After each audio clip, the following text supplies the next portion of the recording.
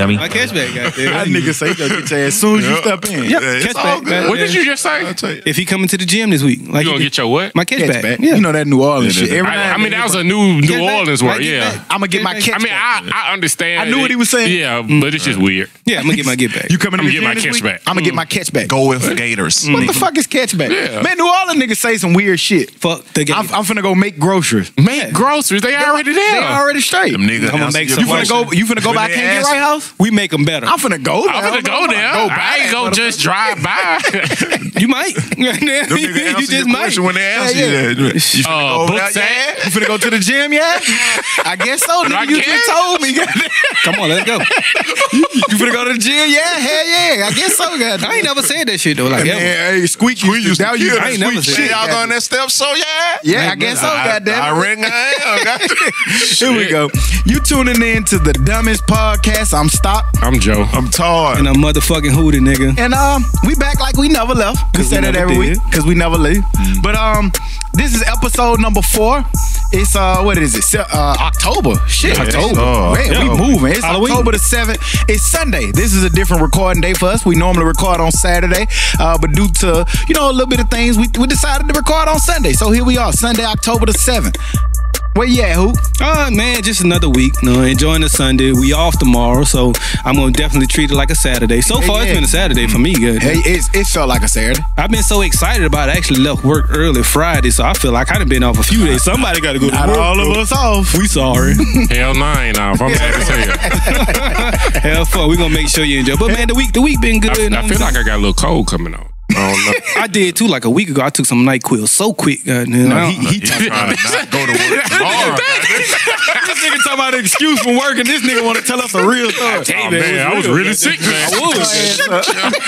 Go your ass to work. I said all that to say go to work, nigga. God damn, hater number one. Yeah, he won't even let my man be sick in peace. Nah, fuck that. But yeah, it was a good week. A regular work week, nigga just did work, and then we got this long weekend for 3 of us, not for all of us. But yeah, I'm gonna definitely treat today like a motherfucking Saturday because I ain't got to get up tomorrow.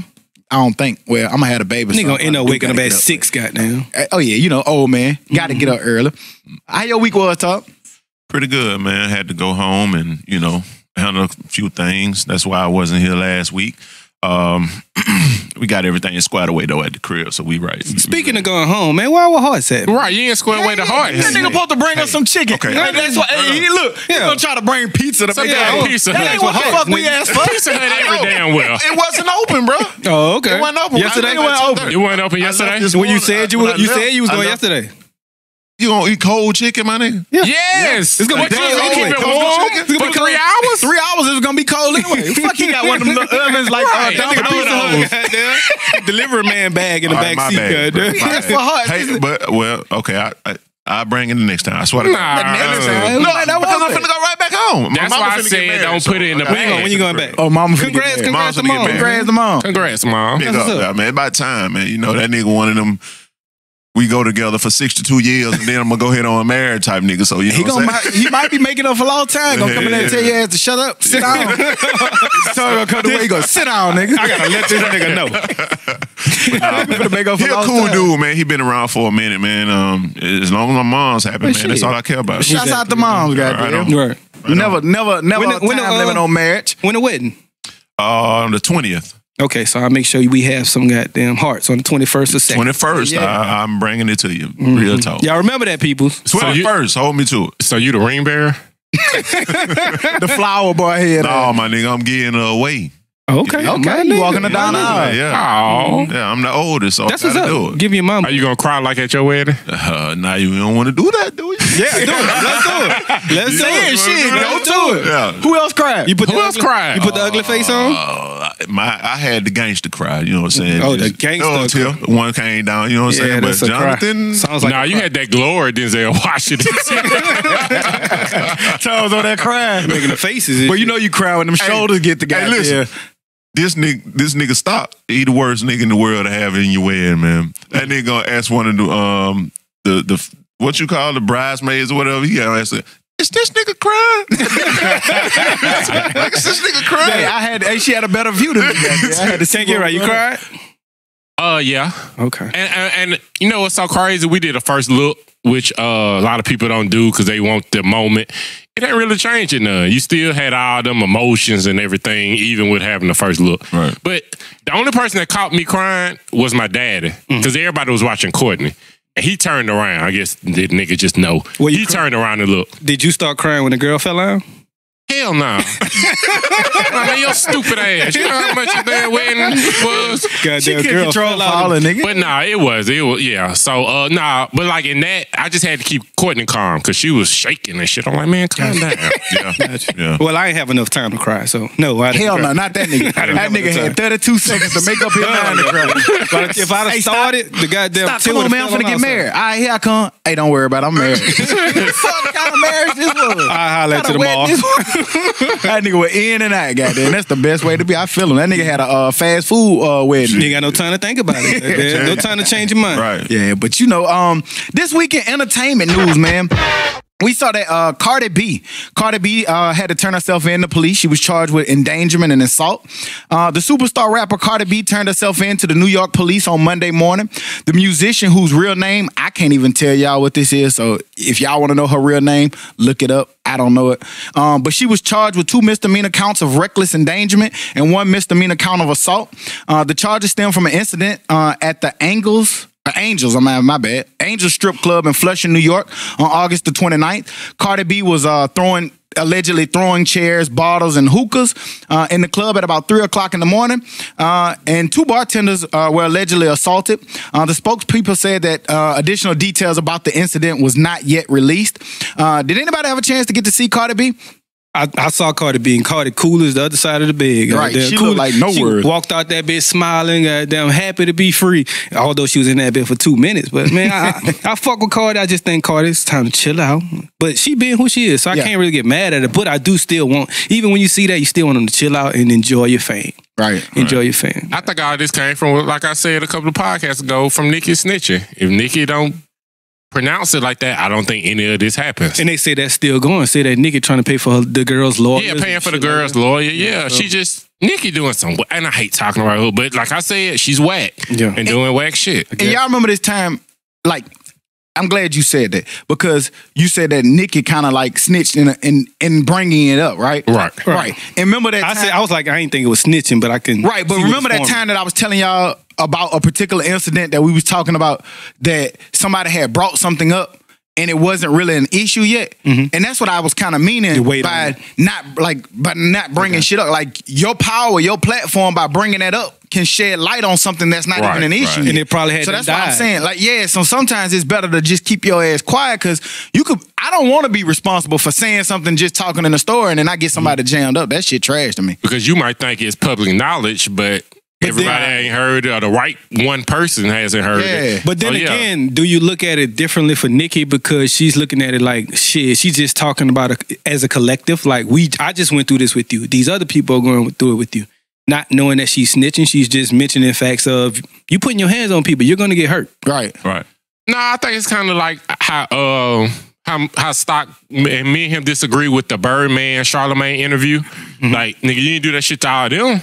Nah, we talking about me and you right now. And it should have just been between Nicki and Cardi. Don't bring other people into it. And she did that, and then she shouldn't have. And this is what comes of it. I wonder, is she being charged with anything from that Nicki incident too? Or is it just the girl? I don't think so. I don't think so. Because I don't think she really did anything. Right. I mean, she threw a shoe. I don't think it connected or nothing. I don't know. But Cardi, be cool, and you know what I'm saying? Enjoy the fame that you're getting. Enjoy your money. Keep getting your bag. Don't let nothing like this stop your bag. Right. Sci-Hi the Prince. My man Sci-Hi, man. Sci-Hi the Prince threatened to end Joe Budden's rap and podcast career. Not just his rap. He said that he would end his podcast career as well. Right. In a battle. Sci-Hi the Prince in recent times has been calling out Joe Budden. They've been having a little bit of back and forth. Kind of tied into Kanye, but mainly Joe Budden just basically kind of going at Sci-Hi for kind of defending or being on the side of Kanye. But Sci-Hi goddamn responded, basically saying that if we put together a battle, you put up 500,000, I'll put up 500,000, and we'll go at it in a battle. Joe Budden recently responded. Joe Budden basically said he didn't think that Sci-Hi had 500,000 to put up. Right. Sci-Hi didn't say, don't worry about it. I have 500,000, meaning he wasn't going to necessarily put it up. He had people, handlers, investors around him that I could get it from somewhere. Joe Budden saying like, nah, that shit trash, because if I'm putting up my 500,000 and you got other people putting up 500,000, it means something different. Y'all had a chance to take a look at that? Yeah, absolutely. I'm taking Sci-Hi just to get this shit right out the way. Sci-Hi all day and every day, the ends and Y. You ever seen Sci-Hi battle? Well, no, I seen enough ciphers. And, you know, I watched those team backpack videos, and I mean, that's just who he is. He got crazy balls. You ever seen Joe Budden battle? Well, I've never seen him battle, but also I know he was in Slaughterhouse. And Joel Ortiz, Eminem, Royce the 5'9", all of those are legitimate MCs. But I mean, it's not even just me liking Sci-Hi the way that I do. I just think he's a better MC than Joe Budden. Now, podcast, I don't know how he would end that. I don't think that's a whole different world. Right, it's a whole nother world. But as far as like going bar for bar, oh yeah. Okay, I'm a pick Joe. I've been a big Joe fan for a minute, man, since I can't remember 2003, 2004, whenever we was in college, listening to the 10-minute song. So I'm gonna pick Joe simply because I've listened to him battle. I've listened to him rap. I've listened to Sci-Hi as well. For people who don't know who Sci-Hi is, he's a real good rapper and writer in the industry. He's under Kanye. He's out of Atlanta. He's put out some real dope projects. Yeah, right. You know what I'm saying? Including his last album. I don't remember the name of it, but it was in the talks of album of the year. Right. But going back, man, Joe has that history, man. And he has that battling history where in that rap battle world as well, where he beat a nigga, but he only didn't beat the nigga because he quit. Not necessarily quit. He was like, nigga, I'm killing you. I ain't even rapping no more. Right. So it's technically a loss, but from the rap versus, he won. And he's a spitter, man. Hood, I want you to find that 10-minute song because I remember it, but I can't. I can rap it for you. I can't remember. Just give me 10 minutes. I just need 10 minutes alone to not deal with a thing, not answer my phone, just to ig my two-way, ig the shit in the streets. Let me dig this one cig in peace. Give me 10 minutes. Okay, I just want it on my phone to listen to. Hey, he was feeling. I don't need it. But I remember it because I'm on a concert in this bitch. I don't need it, dude. I remember it, but I can't quote a side, and I like side. Well, why you didn't do that when Baron was coming at y'all ass talking about give me a live Joe Budden song? Because Baron's gonna hate it no matter what you give so I'm not finna waste my time doing it. I got you. So it's a waste of time. But that was a dope song. I remember it used to be my homie favorite song. That's what it was around that Pump It Up. Yeah, it's on the same time. album. Yeah. Same album. But Todd, I want you to have that same energy when we meet Joe Budden and you say, I want you to say that Eminem was in Slaughterhouse because he's going to slap the shit out you. All of them, they weren't. That's a fact. No. Eminem wasn't in Slaughterhouse. Slaughterhouse was under the him. Label. Okay, well, what you want? I mean, he gonna get real hot about that. I just want you to keep the same energy because they say that's why Slaughterhouse and them never put out an album. Man. Because I feel I'm taking Todd in that. I'm telling you, I ain't gonna run from there. I'm taking Todd in that. Against Joe Budden? Yeah, I'm taking. I'm gonna see how it play out. I don't know, man. I'm take Todd. Ever since Todd got bummed on by a specific kind of individual, because of the air, I can't really get into it. But Cash Money, if you listening, y'all know what I'm talking about when Todd got bummed on. Hey man. Nigga had a dress on. Had all the letters. It was an L, it was a G. In my defense, fuck that. No, you didn't play any defense. Was that his defense? That's the problem. No more defense for you. That was a miraculous ass catch, man. Let's be honest. And it was on you. Shit, I don't give a fuck if it was miraculous or not. I would have shot the keg up on that nigga if I would have let him catch. I didn't expect you not catching it. It was a guy like that. So how the fuck do you expect that kind of guy to catch that bitch the way that he caught we got it. You know now. You know what I'm saying? But fuck that. But I got Joe Budden. Why? Why are you picking Joe? Because I think he's a little bit more battle tested, and like something really wrong with that nigga. Yeah. So he would spend so much energy into it. We wouldn't get no more podcasts. He'll let all that frustration out. The podcast will be trash for a couple of weeks. Yeah. He just gonna be thumbing through it. You think it'll be trash? Ours will be lit. Yeah. Because we're going to jank the shit out of Todd once he get his ass whooped. Hey, I'm going to have that on tape. I'm selling for $19.99. I told y'all everything that happened. Who you got? Sci-Hi and Joe. Out of Sci-Hi and Joe Budden? Yeah. Sci-Hi, man. That nigga out, man. I know a lot of people don't know about him yet. I mean, shit, a lot of people don't think Joe Budden can rap just because when you think of Joe Budden, you think of Pump It Up. I'm sorry. And that's how a lot of people think about his rap career, but he can definitely rap. My man got crazy spit. I'm not denying that. But I just think because my man is retired and he's not really focused on that, and Sci-Hi does it every day, I got Sci-Hi on now. Does Sci-Hi still do it every day? Hell yeah. That album was a minute ago. I think Joe. Yeah, but I think Joe still does it every day. Let me ask just you in a this. different way. When the last time Rick Ross dropped? Around the same time. Right. Do you think Rick Ross not working on stuff right now?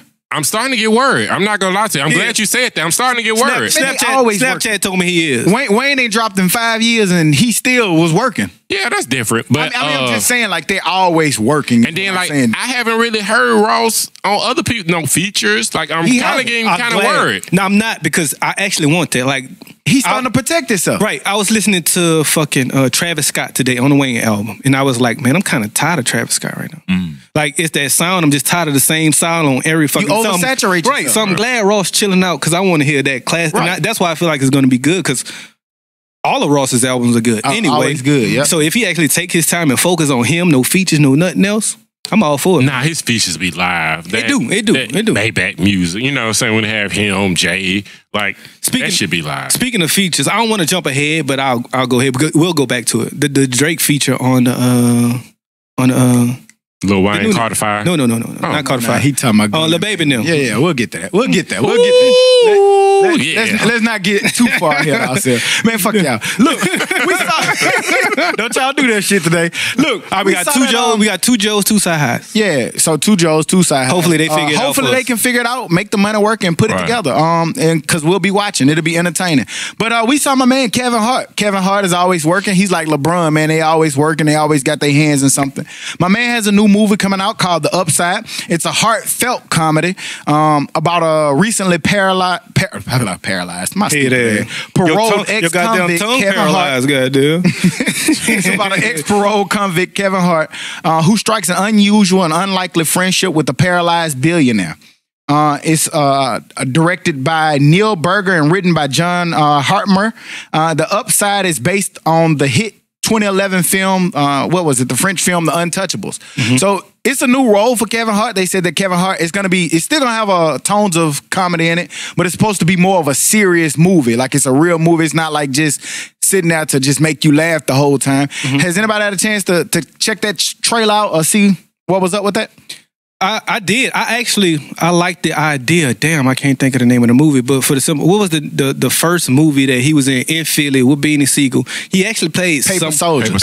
He actually played somewhat of a serious, even though he had some funny moments. He was somewhat of a serious character. And I think long time. And that's the last time I really liked him per se as an actor, because I just feel like lately he's been too extra, and I need a mixture of that seriousness with the comedy. And looking at this trailer, I can see seriousness as well as a little bit of comedy thrown in, right? Which I can like. So, and I'm definitely anxious to see his talent. Kevin Hart is very talented. Of course, we know that. People say that he's not as funny as some other comedians. I think he's pretty funny. And I mean, again, I like to see people making moves, working, got their hands in different avenues, giving different avenues to other people who come up and who doing what they do. So I'm anxious to see it. Yeah, me too. I think he is going to show his range as an actor. You know what I mean? He better. Because they're going to kill him. Right. He better. But the good thing about it, he can always fall back and say, hey, man, I'm a comedian in the first place. You put me in this role. You know what I'm saying? He picked it, though. He picked the shit, so I'm not giving him no out. Yeah. I'm not a critic. But Todd bring up a point, though. People use it out like a motherfucker. I was just trying it. But I've noticed, like, I slipped up on this shit on Twitter. The shit he's really been putting out there was the date night movie. So I haven't really seen him put, not the date, the night school. Night school. Right, he's been putting out night school, but I just slipped upon this. He'll never really himself. I don't see him putting it out there though. Shit, well, I don't think it's promo, time yet. He gonna really kick into it. It seemed to be funny to me. Yeah. It had some nice little moments in it, and I think it's gonna be cool, definitely. But I like Kevin Hart. I like Paper Soldiers. I one of the few people that like Soul Plane. If it come on BET, I do too. I would watch it right now. It tickles the shit out of me. But as far as this movie, the purpose, like, what's the purpose of being a billionaire if you can't feed from the waist down? I mean, you still a billionaire. You still get to be in the livest house in the Just city. because you feel for the way that nigga, you still have a fruitful life. You got somebody to take care But of you. that take half of all the good things about being a billionaire away. It does. I think it does, and you trash. But if he was goddamn somebody down the street, he'd be homeless.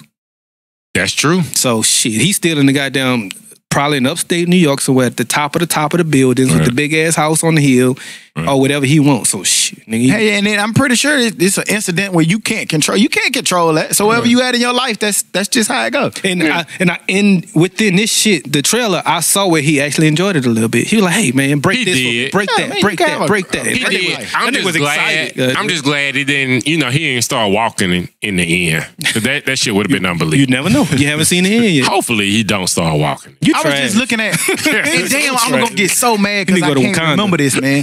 Did y'all know? I'm glad you said that. Did y'all see the man? His name at the tip of my tongue. He played running back for the for Cincinnati Bearcats, and then he went to the league and he balled out for the Dolphins. He played running back. He was pretty straight, and I didn't realize this, but he lost his leg in a car accident.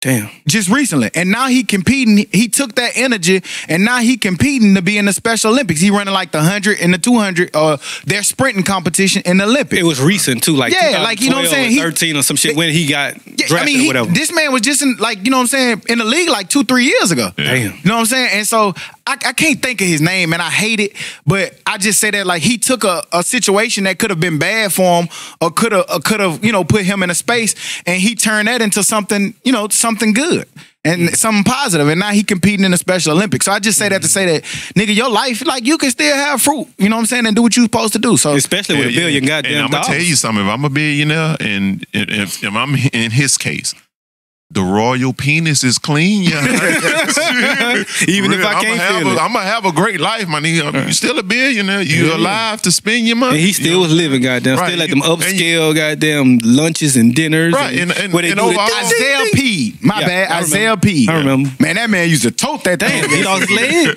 I ain't know all that. I ain't Yeah, know he the lost rest his of leg. it. He was on a special. Yeah. Damn. He it was after he had a bad car accident. Oh, okay. And he lost one of his legs. He got the leg like the Blade Runner, man. Come on, man. Yeah. Blade And then Runner. they tried to hold Oscar, that man out, Oscar man. Pistorius. Wasn't that It his was Pisto- nickname? Yeah, Pistorius. Yeah. They called him the Blade Runner. That nigga was cheating, man. Yeah, he got one of How them. that nigga cheating? He ain't got no legs. Man, he got a fake leg. Them Yeah, hoes he with got the bing, bing, aerodynamic. Them hoes with aerodynamic and some Yeah, shit. man, that man, hey, he trill though. He ain't no, his calf muscle couldn't burn. But shouts out to him for special. I know we got off from what we was, but Let me get just to off say one that more second. That them people can still, you know, do what they supposed to do. So when the Shocks, because the little Bing Bing guy, it made me think of something. So when the Shocks, the Vince Carter Shocks first came out, did y'all think they actually made that noise?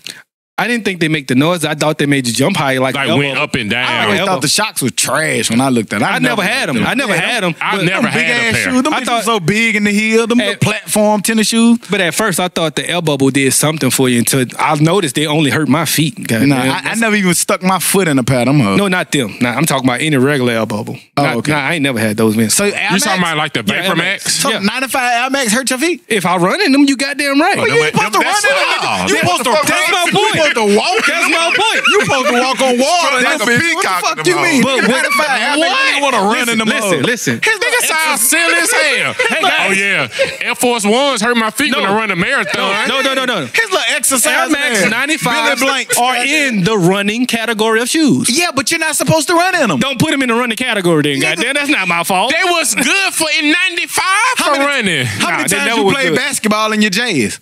Younger? I did a lot. Hell no. But I'm Younger. talking about late, nigga, at your adult life. Because I You didn't learned, buy- I nigga, learned you- they was trash for that. Goddamn. But when I learned at that age, I played feeding them. But what No, I'm they're saying trash is, for you that. didn't go to the store recently. I'm talking about as an adult. Nigga, you play football. You didn't go buy no J's, them fresh Christmas J's to go play basketball in Right, them. but I'm not talking about 95s I'm just now. asking. No, I don't. But let me answer. No, I don't. But I'm talking about back then when I did play basketball in them, they hurt my feet. Just like in 95s back then when I ran in them, they hurt my feet. Yeah, you got them little catcher gloves for feet anyway. Hey man, I got some mitts, goddamn.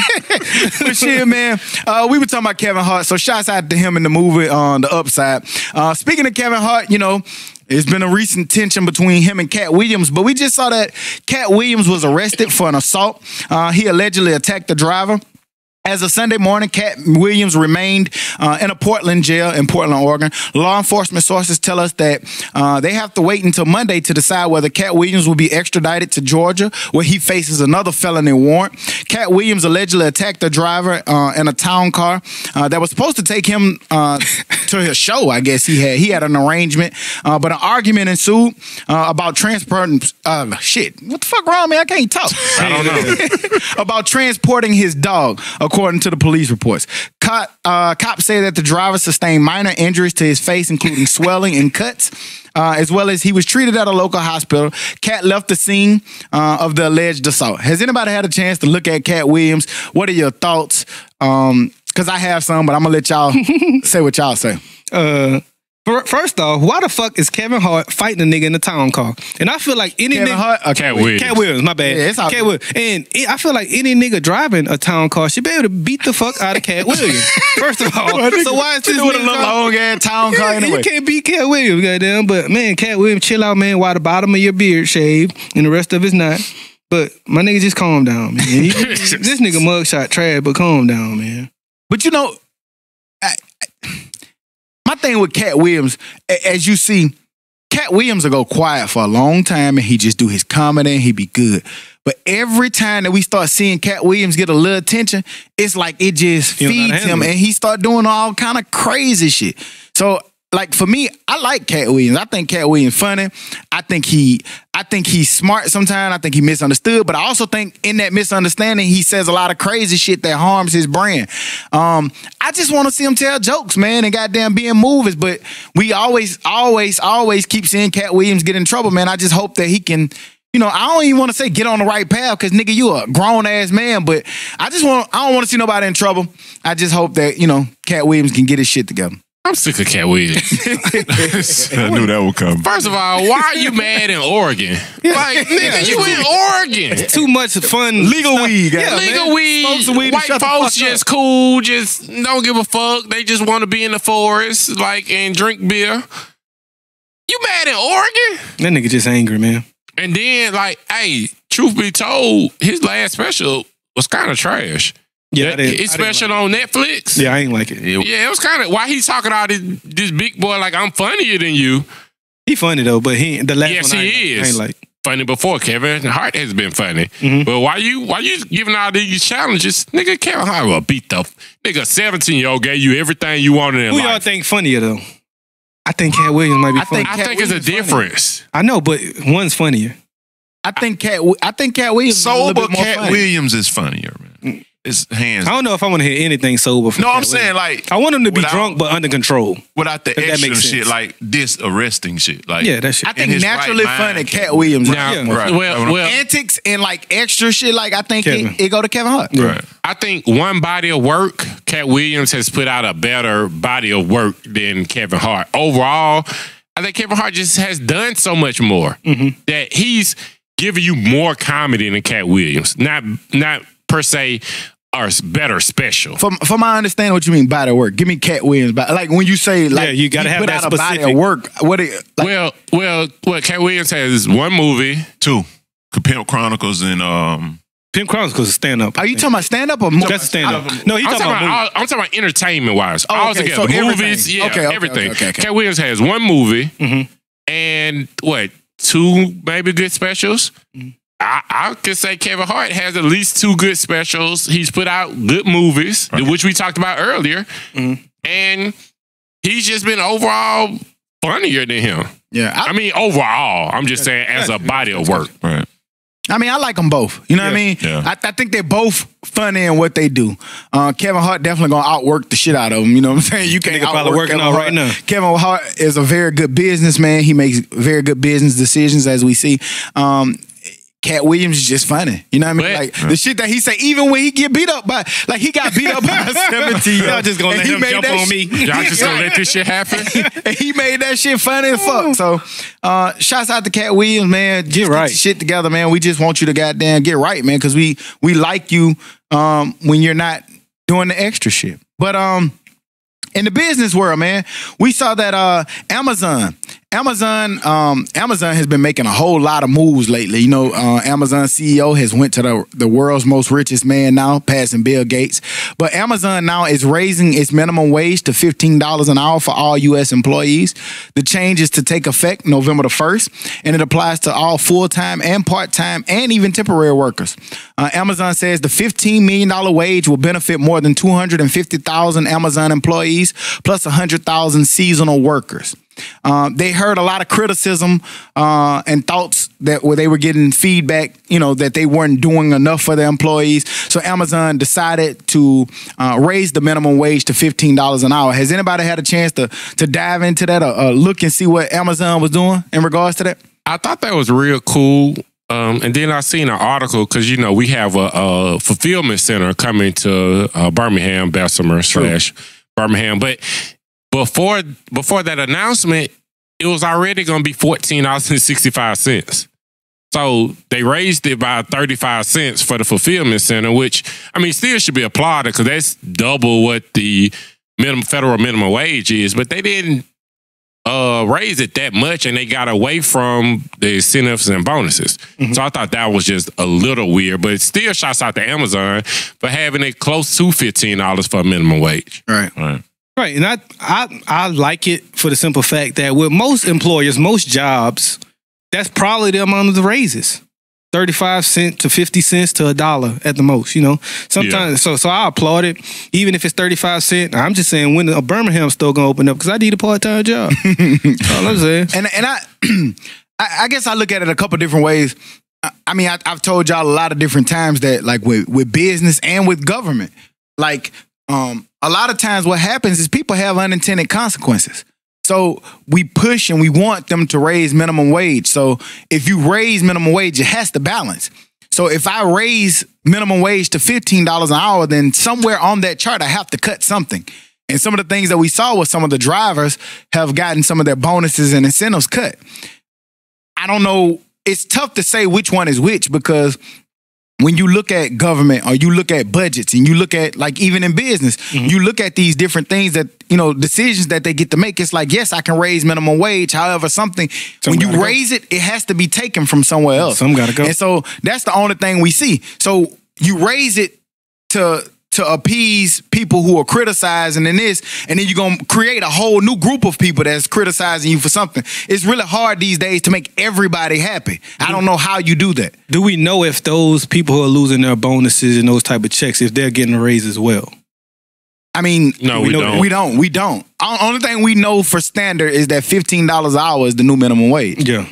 So, But at the fulfillment center, the way I read it, it was $14.65 and plus bonuses and incentives, which you don't know what those could be, but it equaled out to like $52 more a month.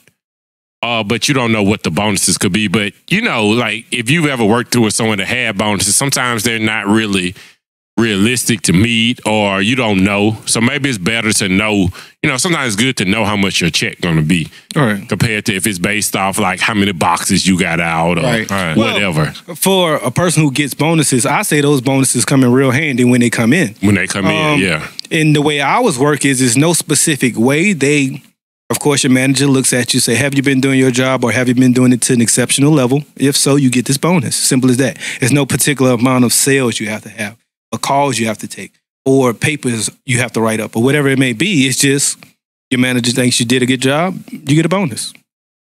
So if it's something like that, rather than having the person, hey, you have to put together 500,000 PS3s before we can give you a bonus, Right. then, you know, I'm cool with it. And also, if you're giving this $15 an hour, don't take it from somewhere else. If that can be possible. How do you do it? I mean, you're the richest man in the world. You figure it out. I get what you're saying, and I'm with you, and I agree with what you're saying.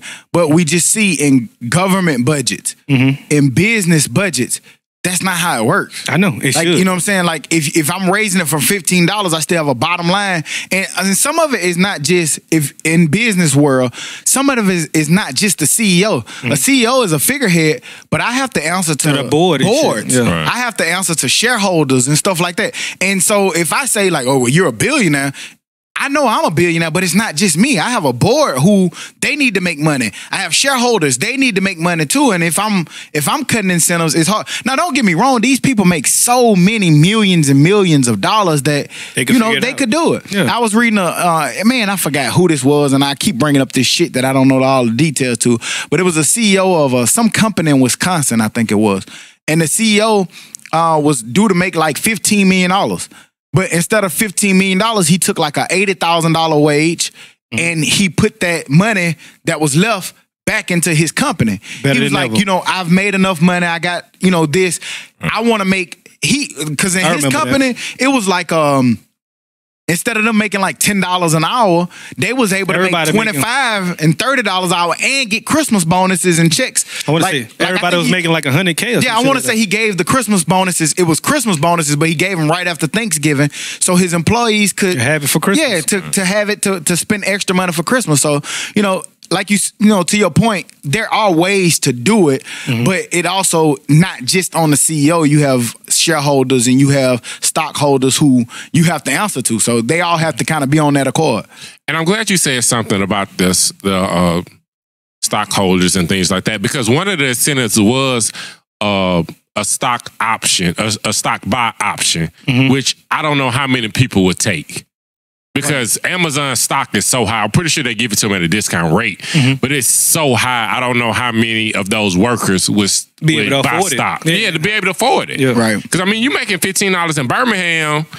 I don't know if you got, depending on where you live or what you got going on, I don't know if you got extra money because Amazon stock is so high. And I'm glad you said that because, we know some people who deal with Amazon. You know what I'm saying? And from when you work at some of these big companies, not even just Amazon, just some of these other companies that I've heard of or know some people who work for them, they say that like when you get into those high level jobs, and I don't know if this is going to be the same, so I'm not trying to say that this is the same for these jobs that we're talking about, but some of those people, when you say buy stock, they're given stock. So like they don't have to buy, like as part of your perks, you're given so many shares of that stock. So, in some of those cases, it's cool because they just give you, here's 20 shares of this stock, blah, blah, blah, blah, blah, and you can buy the rest from there. So I think that's pretty cool, pretty dope how they do that. All right, moving on. We saw that, shouts out to my man, Lil Wayne. Lil Wayne sold 500,000 records in the first week. 500,000 is hard, man. Like in today's, with streaming and all of that, a lot of estimates had Wayne in the low 100s, even 200s. But my man jumped back with the latest installment in the Carter series, selling over 500,000. We've had about 2 weeks now to digest it, to listen to it, to get more feeling on it. Sometimes you listen to something and you like it, and then you listen to it more and you realize you don't like it. Sometimes you don't like it, you listen to it longer and you realize that you like it. So I think that the overall consensus here in this group is that we really fucking with that with Wayne on his last album. Do you all have a favorite song or what is it that y'all rocking with? I'm rocking with Famous. Featuring Ray Janae. I like that shit right there. Who? Feature who? Ray Janae. That nigga say Ray Janae. That's the lady with the puff. The Afro, I rock rough and stuff for my Afro. That nigga say Ray Janae. That nigga Ray Janae. Ray Janae? Yeah, I like that. Okay. Ray Janae. I like that song. Man. Okay. Anything you hate on there? Or don't like as much? Nah. I mean, it's Wayne, so you know what I'm saying? And besides the fact that I've been waiting on it for forever, that's the one that sticks out to me the most, I guess.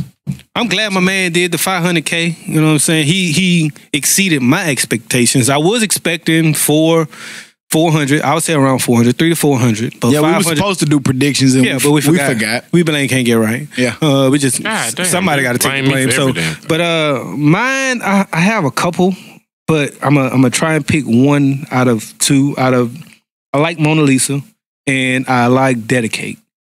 Dedicate tough. Yeah, Dedicate pretty tough. Wayne basically saying dedicate this whole game, this whole era to me right now. Right. So how can you like that? I mean, it's true. Right. So flipping the coin, thank you for helping me make my choice. I'm gonna go Dedicate.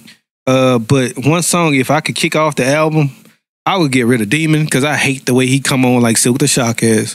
Can't get right with hate because he loves Silk the Shock. But he's so offbeat, man. I hate that offbeat shit. Like not that it's just offbeat, but it's just where it's so far offbeat till like you can tell it just was recorded for something else. I don't like that. I don't think that that's what it be. I think they do it on purpose. I know, but I still hate it on purpose. And I don't think necessarily that it be recorded for something else. I think in some instances when you say that, and I know you don't like it, but I think they absolutely do that on purpose. And I think it's to show the talent and the skill because honestly, it's hard as fuck to rap off beat. Yeah. That shit's not really easy to rap off beat. I know it may seem like it is, but it's really not that easy to do it. Well, to me, it's trash. It's pretty trash. I'm pretty sure I could rap off beat. Yeah, well, you dance off beat. That's your only option. Hey man, you can do everything off beat. Nigga, you live life off beat. Hey man, don't tell me. You're right. Hey, we just saw 2 weeks ago. Hey, I followed the off-beaten path. And you fell off beat, goddamn. That nigga fell in slow motion. Remember the video before he fell? That nigga was offbeat on the video. Yeah, that nigga was in the nigga. Okay. You just can't get right, goddamn. All right, y'all niggas a quick alley. There's no point to make it. I got one more though. That nigga was offbeat acapella. How you be offbeat acapella? Nigga ain't no beat. Hey man, fuck yeah. So going back, so my favorite song is Mona Lisa because he killed Kendrick on that, and I'm not asking for a rebuttal on it. My least favorite song is Start This Shit Off Right because damn, that shit could have been dope, but he put Ashanti on it for no reason. I guess. I don't think it's that bad. I do tend to skip. That is one song I do tend to skip though. But the first time I heard it, I enjoyed it. I just don't want to listen to it again. And that had to be a Manny Fresh beat. Right? It was, yeah. It was, okay. Yeah. Manny, who was Manny Fresh, Ashanti, and who else was on there? Mac Main. I fuck with Mac Main. I thought that's who y'all was gonna get off. You was gonna crucify Mac Main? Yeah. But how come Mac Main never really got bigger than what he was? Because he is what he is. What you mean? He's the goddamn guy right under Wayne. How big do you want him to get? No, not Mac Main. He takes that. He doesn't have to be a bigger rapper. I'm sorry. Gutter. I think Gutter was live for Southern niggas. I just don't think Gutter had a reach outside of us. Okay. And we like Gutter. You know what I mean? I don't mean that as no disrespect. Gutter, I like the shit he used to drop, but I just think outside of us, Gutter didn't have a bigger appeal. And even with us, think about the last time you listened to Gutter. Yeah, it's been, but I mean, it's been a lot of Mac Main verses that I really, I really like. You know what I'm saying? Mac Main verses on a lot of stuff. He say some little dope stuff. I like Mac Main because he's not a rapper. He said I'm a game spitter. He really is a game spitter. He stole that line from Baby. But he did, but that's what he do too. I never could get with Gutter with rapping. Gutter was like Silk Shocker to me rapping. You mean Mac Main? Mac Main. Yeah, sorry. Yeah, I like sorry, Gutter. Mac Main. Big up. Oh shit, this is real good. I never could get rid of it. I also got there confused, like, nigga, what? Man, y'all stop taking me. Y'all remember when Can't Get Right fell? Post picture. Post picture. Anytime you in trouble, you getting jacked, just bring up when Can't Get Right fell. That should have saved your life. Pull up the picture, goddamn. I'm dead. Nah, I'm just talking. Nah, I fucked up. But my favorite song, like everybody else, I mean, you can't not like Mona Lisa. Him and Kendrick displayed fucking artistry on that. Shouts out to both of them on that. But I like Can't Be Broken. I love that flow from the time it come on all the way through. That shit there, like, I love that flow, man. That nigga, the way he spit, the way he used the same word multiple different ways. I've heard a lot of different people didn't like it because of that. But to me, to rap like that and use that same word multiple different ways, that's hard to do, man. And I liked it. So shouts out to him for that. Those my songs. And even though I did say that Dedicate is my favorite song, if I had to say a song that relates to me the most, I would say it's the very last one. Let It All Work Out.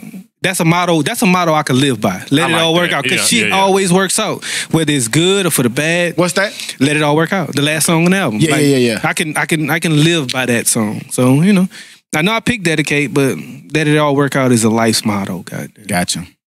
Did you got your shit in there? And it was short. and sweet. Tyler, did you listen to the album? I did. Did you like it? Do you have an opinion? I was mad. I was mad at Todd. I wanted Todd to be listening to Wayne because we was all listening to him, and this nigga posting Logic. Man, get that shit off of the White time. boy Well, out there. Okay. Why would DJ you even turn that on? When I got a host to the Wayne, y'all had already listened to it. So it was Which was like, at 8 o'clock shit. that morning. You niggas done already gave me what I need to be looking for. So let me offset we that shit never with had something the else. same opinions though. Yeah. You're right. You're absolutely right. But I knew what songs to already go to because y'all said, man. I never listened to that, though. Jamming on here, you know what I'm saying? I just get to it when I get to it. I let it play, God. Yeah, I let it Right, play. I because never see the still, songs. It be 1, 2, 3, 4, 5, 6 niggas in the group message, and you niggas holler. You gonna get 2 niggas to agree or 3 niggas to agree, but you ain't never getting all people to agree on no music, And especially on which song, goddamn. yeah. So Yeah. Right. And just like we all had different songs when we sitting right here right now. I like the song with his daughter. You like he hates Demon. You hate I hate Demon. No, hate yeah. Demon. I was scared of it. But it ended up being a good song. I like it. I actually like Wayne does spit on it. I just hate when he comes on there offbeat. That part right there, it loses me. So I skip it and I miss the actually good verses of it. And I get that. Yeah. But speaking of Logic, man, that nigga shit jamming, man. I don't give a fuck what you I haven't I given don't it a want to shot. hear Live, bro. it. And I'm never going to listen to it. help me out, Todd. How I go? Give me the line. I'm gonna let give me the line. Come on, how I go? I tell you what I didn't do. Yeah. Listen to it. I ain't listening to that shit. I don't give a fuck. Highlight that nigga have Obama. He could have Wayne, James Brown, and Bob Marley on or something. I ain't listening to that shit. He got to catch me by mistake. Like some of these young niggas will catch me by I mistake. don't know, Hooter, because you listened to some shit earlier this year that we was real. Oh, Lil Fag? Come on, Lil Fag. Lil Fag. Oh, hey man, Lil Hey, Fag look, is a Lil Fag. no, we're not calling that. That is a real a real rapper's artist. name. Nigga named Lil Fag. I thought it meant something else. Be I gave careful. him a shot. That is a real rapper's name. Don't come at us. Don't bother us. That is his name. And Hooter clicked on that shit and listened to it. And it's spelled- on iTunes. It's if spelled you don't believe it. PHAG. I thought I felt like it.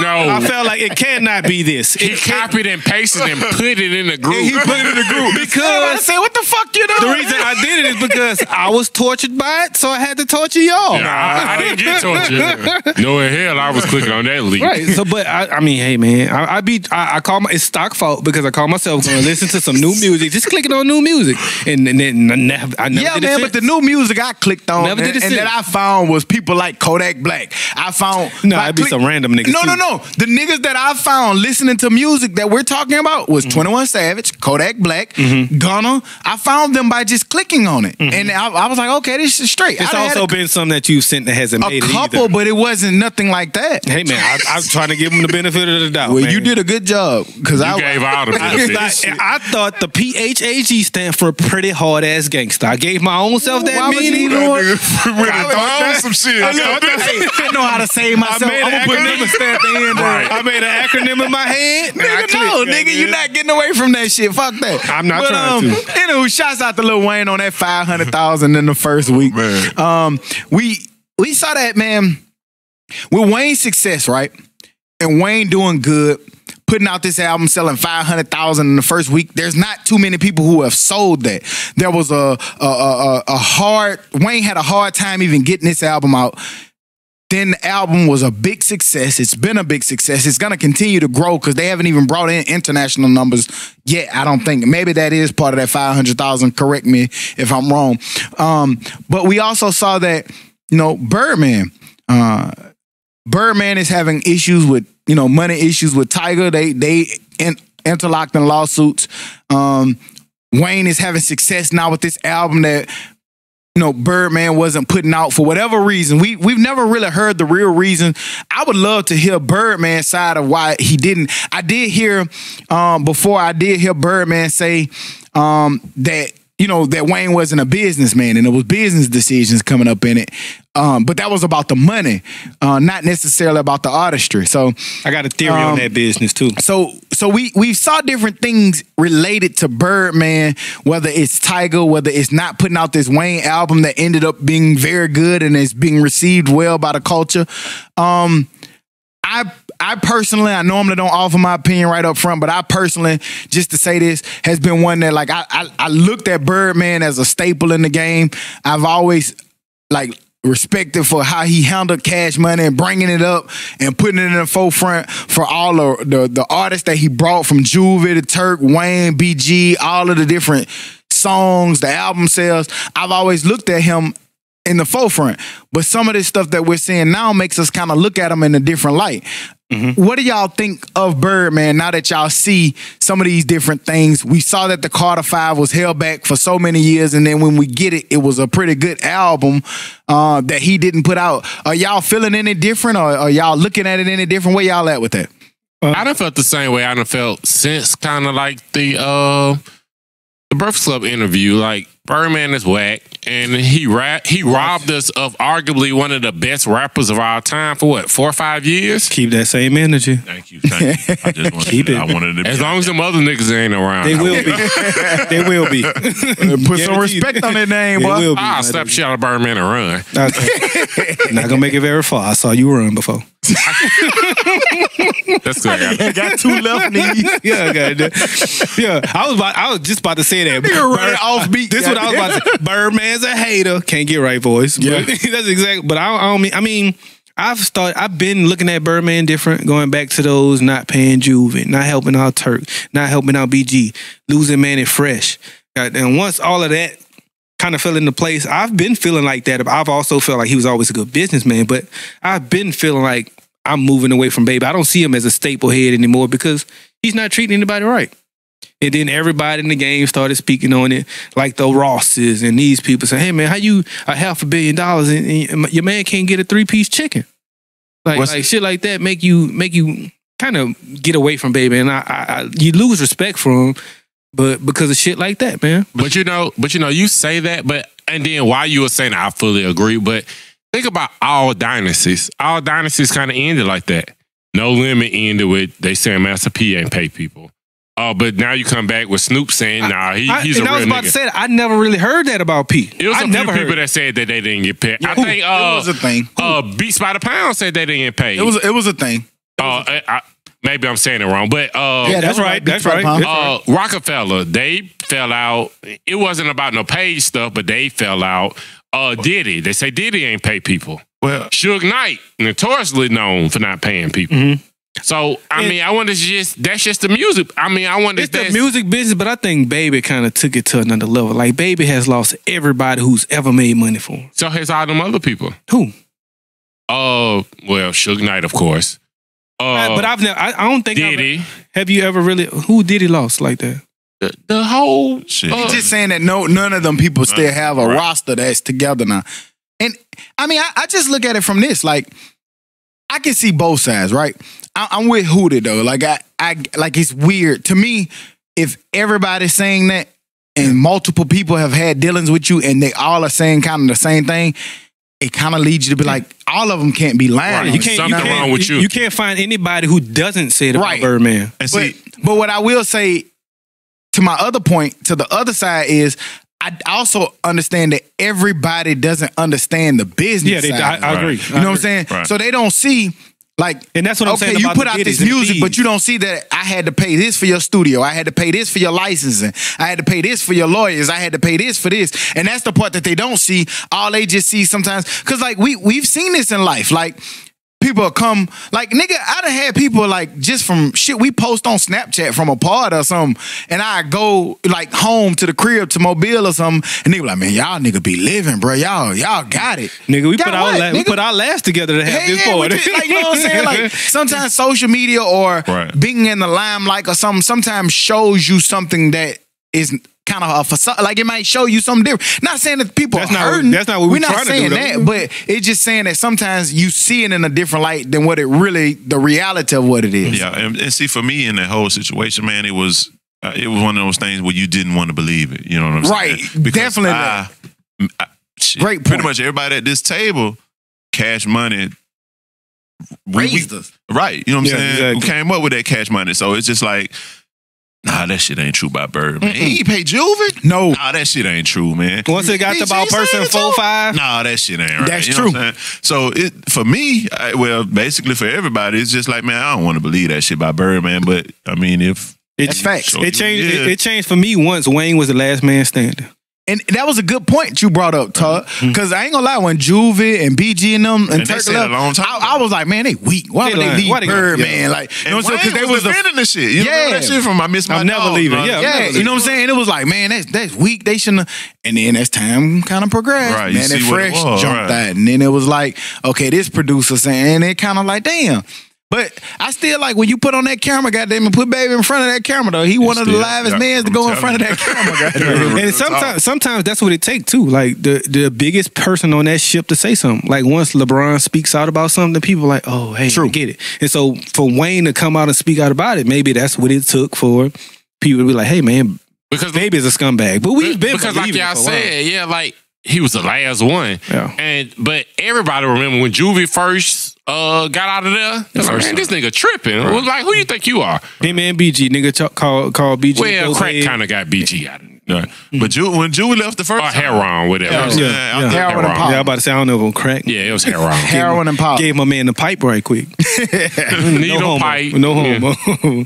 But yeah, we that was just, you know, something we had to throw in on Birdman. But But get right, Birdman. Shouts out to you and Jacquees and whoever else. because you he got, still my is nigga. responsible for Yeah, bringing man. Keep on doing bringing it. so much to this culture, man. Like I don't give a fuck what nobody say. I've had this argument with y'all before, or we've had this discussion in the group before. But I just feel like Cash Money, when it comes to modern day rap, when it comes to entertainment and stuff, like to me, I know there was other people before and they may be more staple heads, but I feel like Cash Money was really, really influential in changing the direction of the game. Like when they came in, it just was nobody really doing it kind of how they was doing it. And that's just my personal opinion on it. But speaking of somebody who was in the game, man, and a lot of people look at him as a figurehead or maybe once did, but we saw that Kanye West, I'm tired of talking about the nigga, but he keeps giving us shit to talk about. But Kanye West, Yandhi album is on hold, and he's going to Africa to record. He's going to Africa because he wants to get inspired. He wants to go there and get the natural sounds and sit outside on the patio and go into the Serengeti and all that shit to get inspired by the natural sounds. We saw an interview that he gave with TMZ, and he had an explanation for why the Yandhi album was on hold. For those who didn't see the album, or not the album, the interview, make sure you go to TMZ and check it out. But it leads us to a question, man, after watching that interview. And when you watch it, if you have not seen it, you'll kind of get what we're saying. Do y'all think that Kanye West has a mental illness that perhaps that we're not seeing or that's not being talked about enough? Well, I'll say that it's facts that he has a mental illness. We're not making this up. He's been in the mental hospitals and on the mental ward and taking drugs for bipolar or whatever he may be. So I think it's a fact that he has a mental illness. But looking at this video, you can't help but see that. Like this man, I didn't look at much of it because I just couldn't. I looked at maybe a minute and a half, 2 minutes, and this man never said one full sentence that made sense or that was one point. So I don't see how you can look at this and say he doesn't have a mental illness.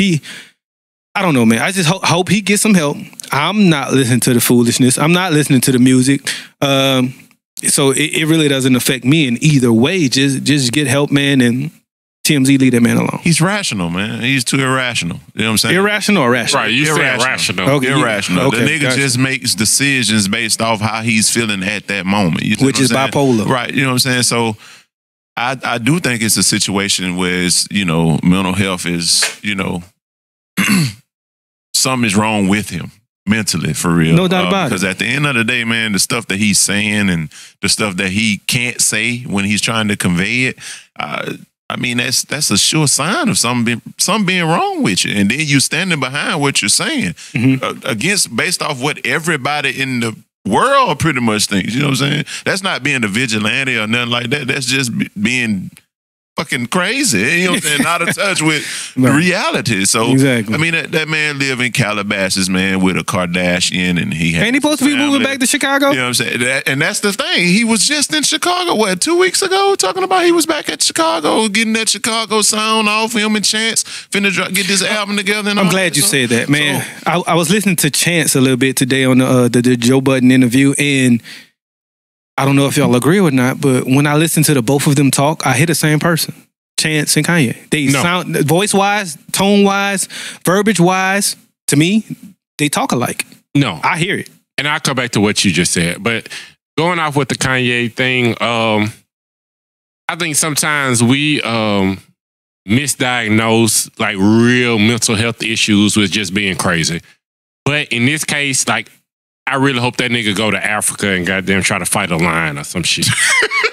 Cause I'm sick of that nigga. Like, you kind of sad. I mean, that's kind of you. mean, man. I don't give a damn. I want my man to go die. Hell yeah, and lose. I'm going with the lion. Over under one life, I'm going with the goddamn lion. Kanye gonna win, then you gonna have a different kind of faith in him. Hey, I'll listen to the next album if he beat that lion. But to your second thing, I did listen to the Joe Budden's podcast interview. I think that Chance, let me clear what I said real quick. I don't think that they sound alike now, but I think he sounds like a young Kanye, sort of say. You're talking about musically? No, talkingly, like interviewing. Talkingly. So, however you put it. in an interview. I think brought up a done key. Made a word. Think for a minute. Made that word up. I was about to pull out the Scrabble book on that one. I just used my New Orleans context clues with that one. Shit, nigga, we make words up. Hey, if y'all ain't been paying attention to Dummies Podcast, we'll make up a word in a minute. Just roll with it. Shit. Fuck y'all. But no, I think Chance did the best at defending Kanye that you can possibly do. I think he did a great job at defending Kanye and not to make himself look like a sucker and not to make Kanye look totally crazy. And he also... Go ahead. But that's not what I mean by that. I don't mean by him either defending or going against Kanye. I just mean just the way he sounds, the way he talks, the ideas that he have. And if you go back and you look at any old Kanye interviews, even right now, their voice still sounds the same. See, that's the old Kanye. That's what I'm talking you're about. Saying the old Kanye. Chance right now sounds like old Kanye. Yes. Of course. That was his role model. I don't give a shit. If I could hoop, I could play like Jordan. Diving into music, man, staying in the music realm. We saw that goddamn Lil Baby and Gunna. Shouts out to Lil Baby and Gunna. They just dropped a new album. What was it? Drip Hard? Yeah, they just dropped a new album called Drip Hard, man. Did anybody have a chance to dive into that or listen to that? I know a lot of people, don't get into all the young music, but I fucks with it. Did anybody else have a chance to look at it? I like these little young niggas, and my favorite song change every day. It was Deep In by Lil Baby alone. Then it was Gunna by The World Is Yours by Gunna alone. And then it goes back to their single. What was their single? Is it towards the end? Drip Hard. Drip Too Hard. Yeah. So, and that Drip Too Hard beat so fucking hard that... Man, they beats be so right. Cool, it just changes each day. No matter whether it's the first song, the last song, the three in the middle. I fuck them little young niggas. I liked it. I caught on to it maybe a couple of hours or a day after y'all listen to it. My favorite song on there, I do like Deep In. Deep In, motherfucker. Yeah. I like Off-White because it's just funny how like I've been seeing little posts and stuff, but like how late the hood catch on the stuff. The version. Like Off-White been out 3-4 years right now. Mm-hmm. But how late they catch on the stuff. But it's not that. It's sometimes they don't really have a choice, man, because that Off-White shit is expensive. And then you don't know that it's Off-White unless you fuck with Off-White. Right, because it could be all black. Like it could be a regular hoodie. Mm-hmm. And that bitch about $1,500. Mm-hmm. And you don't, it's no Off-White symbol, there's nothing on it. Mm-hmm. But like a little mark somewhere. Gotcha. I think that's why it didn't really, it caught on, but like that's why the regular person didn't. Right, it caught on. It's just that the regular nigga don't catch on to some shit that's $1,500-$1,600 until this goddamn go down to $500-$600. And if I'm wearing something like that, like I ain't even gonna hold you up. Maybe this is just a nigga in me. I want you to know that this is what I got on. I ain't wearing nothing. Me neither, nigga. I've been going to Forever 21 for men. Fuck that. I'm not even gonna lie to you, my nigga. Shout out to Cash Money, because it ain't the clothes, it's the nigga, goddamn. Cash Money used to say that shit. He coined that for, hey, it ain't the clothes, it's the nigga. I've been wearing Adidas, goddamn. I ain't wearing none of that designer shit. Just catch me in some regular ass clothes, and I'm gonna make that shit look good. But my kids first, though. Close Friends is my shit. I don't know why. It's a dope song. But Close Friends is my shit. And I like if I had to give a bad song on it, I'm tired of Young Thug being on stuff. I'm not. For the simple fact that he doesn't put out so many albums alone. And it's just his tempo and the way he makes a song and the beats that all his songs very go good to. at what he do. Like, it's never the same too often. My thing with it is, I really haven't gotten to a point where I have a favorite song yet. I just like the album. I'm just enjoying the album in totality. And I really haven't gotten to a point where I've found a favorite song, but I'm just fucking with it all. Shouts out to them. Pick one. One if you had to put on a workout playlist right now. Look at the track list. I'm telling you, just one. That's why I said it like that. I know, like, but just one. I don't have one. Just one. If you had to pick to put on a workout playlist, I'd be like, hey, Stock, give me one song from this album to put on the workout playlist. Would you pick it? It would be hard, man, because I need one, my nigga. Come on, man. You the deciding factor. Business is business. There we go. There you go. Business. Right. And I picked that because you told me to pick one. I don't care. Yeah, okay. But yeah, shouts out to Baby and Gunna, them young niggas. They coming with it. For those who don't like, they say that, the young guys can't rap and they can't do this. I challenge you to listen to it from a different perspective. Just enjoy the music for what it is. Like, don't try to listen to it and be like, they're not giving us lyrics. Lyricists of the year. Just enjoy the vibe. Those boys are good at setting vibes and mood sets.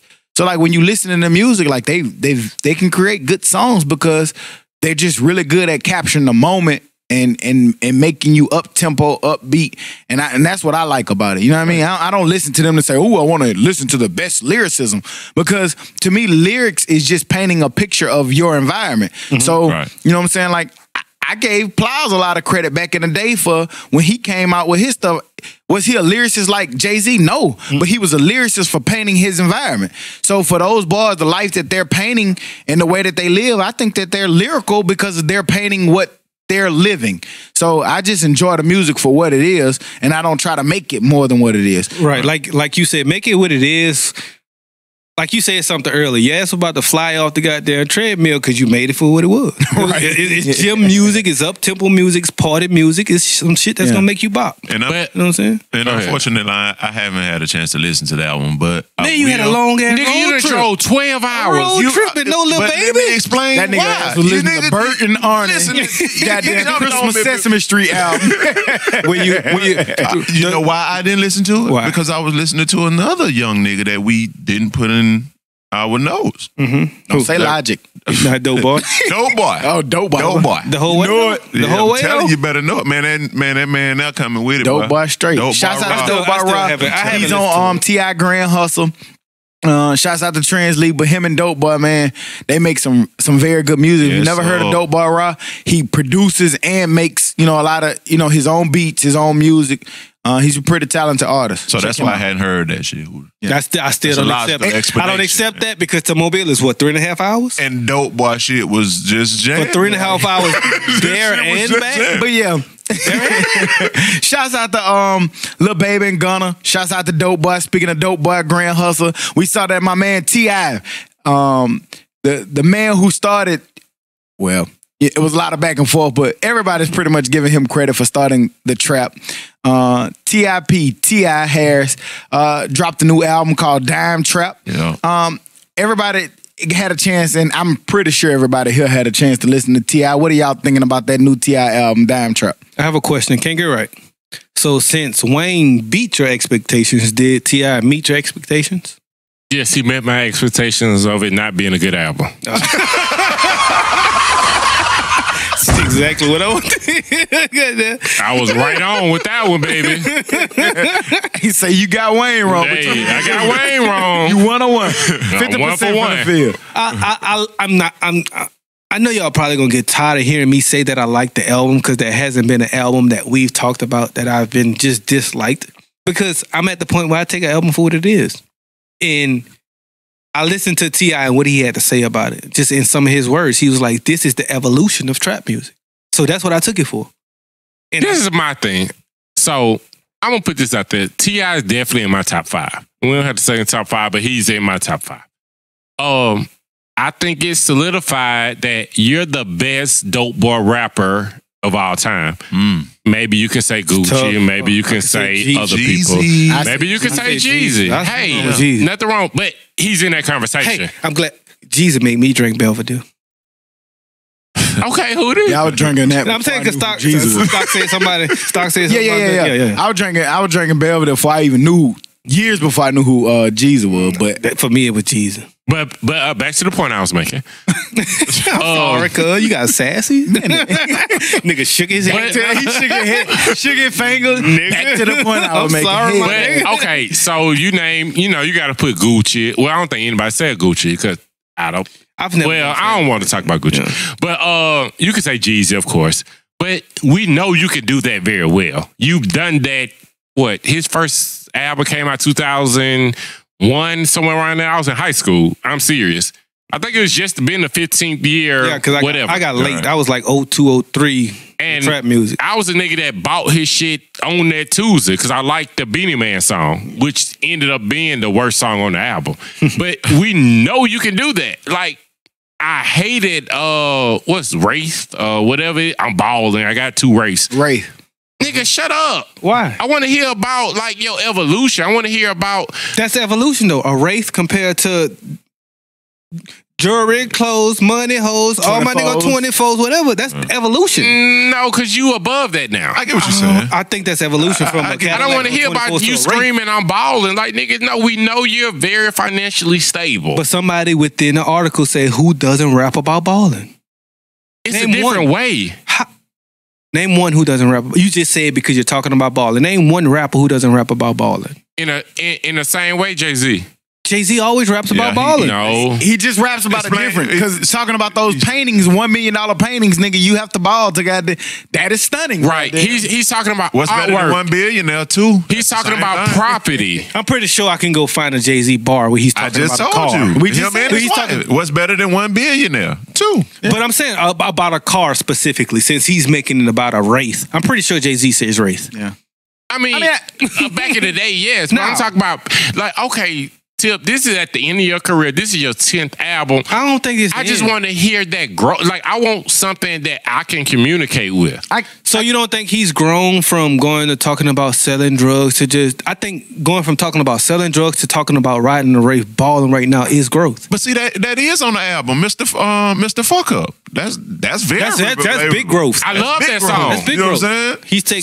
So I'm about 50-50 with the album, but I like those songs. Right. I like the first 3. I like songs when he telling, hey, nigga, don't do what I did. I think that the album, I like it. It's not overwhelmingly great. It's cool. It's a solid album. I give it a 6 out of 10. Like I told y'all earlier, replayability. It has 0 replay ability to me. Like, and I think T.I. is a great rapper, and I respect T.I., and I love him for what he did. We talked about trap. You know what I'm saying? When I think of trap music, I think of T.I. because he was the first one said it. I think of Jeezy because Jeezy changed the way we looked at it. Right. I can't overlook Gucci because whether we like it or whether people like him or not, I actually like Gucci, but whether we like him or not, I think Gucci had a lot to play with trap. Him and Jeezy was going back and forth with pushing trap to where trap music, that trap sound to where it is. Right. Shit, if you want to say him and Jeezy actually made the sound to the trap. Right. You know what I'm saying? So, shouts out to T.I. I mean, it's a very solid album, and I'm cool with it. You know, I don't always give you the credit for it because you started it. I kind of give you the credit for it because you started it and made it good. So that's why I don't give Gucci the credit for it, but I will give Jeezy and T.I. their credit for the starting of trap music because that's the first time I heard it good, me personally. Right. I like the album. Stock said you say you gave it a 6 out of 10. I'm gonna do it like a grading scale. I'll give it a 7.5 out of 10. So it's a 75, I guess. I'll give it a 75. I'll give it a C. I don't think it's the worst. I don't think it's the best, but it's something I can listen to. Right. Just like I make it for what it is. Like we took Lil Baby, you're gonna like. I said if you listen to it in a fucking gym or up tempo place, you're gonna like it. Yeah. If you're in a more calm setting, somewhere sitting down, if you smoking your joint, having you a drink, listen to T.I., that's probably what you'll go for. But my thing with Lil Baby, it's kind of like nostalgia would be. Because I remember when I loved that type of music, and it takes me back to that. But the thing with Tip can't redo how he made, you know what I'm saying, me feel how he was talking like that with I'm Serious, with trap music, with King. But was it because it was going on with the time of your life at that time? Right, like, right. He rapped about being in the clubs, and you were in the club. So at that time, you liked it. So that's why I don't get why you don't like it now. If he's rapping about more so of the family aspect and the marriage aspect, and that's the part I like. I like the riding in the back of a Wraith with your wife because that's what you're doing. I don't like the I'm still bald, I'm still a dope boy. But you are not necessarily the dope boy. I feel you, but you're talking about specifically Wraith in the cars. That's what he's and I mean, we like Huda said. I mean, we can go all day. It's not a rapper alive that doesn't talk about the balling and the aspects of having money and all of that good stuff. So shouts out to T.I. It was a pretty solid album. I think we've all kind of chimed in on how we felt about T.I. Score it. I say he said 60. I say 7.4. Score it out of 10. 8. I give it 8.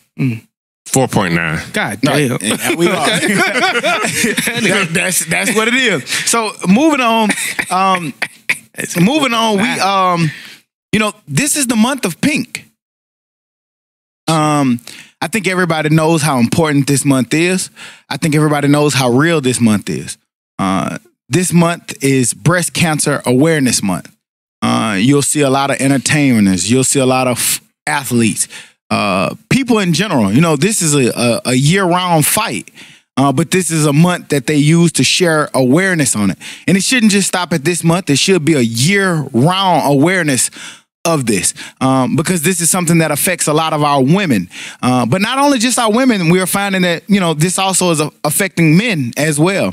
But this month is Breast Cancer Awareness Month. Some of the facts just about breast cancer awareness is 1 in 8 women in the United States will be diagnosed with breast cancer in their lifetime. Breast cancer is the most commonly diagnosed cancer in women. Breast cancer is the second leading cause of cancer death amongst women. Each year, it's estimated that over 252,710 women in the United States will be diagnosed with breast cancer, and more than 40,500 will die. Although breast cancer in men is rare, it's estimated 2,470 men will be diagnosed with breast cancer. And that's approximately about 460 will die each year from breast cancer. So breast cancer is very prevalent. It's something that it's not a laughing matter. It's not something that we take lightly. We talk about a lot of issues that are serious. Without women, there's no us. Nobody will be here if it wasn't for women. So we just want to make sure that we take our time out here on the Dummies Podcast and shed light on something that's very, very, very vital that women and now we're seeing even in men need to make sure that they take screening very seriously, take it important, take it for what it is. Like if you see something, you think that there's an issue with it, make sure that you go, to your doctor's offices, make sure that you go and get checked up, because breast cancer is a very serious disease that's affecting, not only our community, but our world and like shit in general, shit. I'm glad you said our community, because I wanted to take it a step farther with that and just talking about our Black queens. Just something I just stumbled upon. And it said, breast cancer is the most commonly diagnosed cancer among Black women, and an estimate of 30 to 70,000 new cases are experienced to be diagnosed in 2018.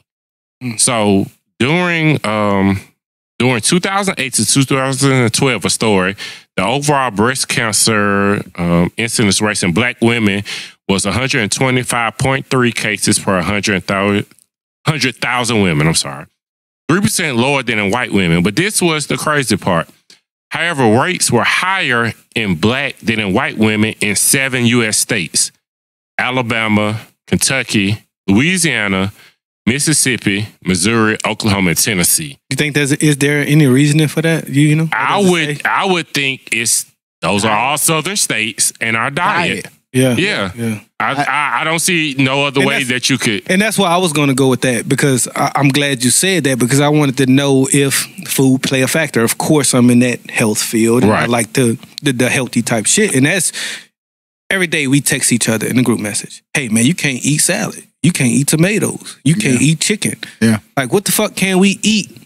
And I look at it as a whole, man. I get it that it's a lot black people, and the percentage-wise, it's higher in black people. I look at it because there's more white women than there's black women. So, of course, that percentage is going to be higher. But I just look at it as a whole. Like, what the fuck can we do? What can we eat? What can we drink as a whole to kind of X that shit out? Like, man, just be healthier somehow.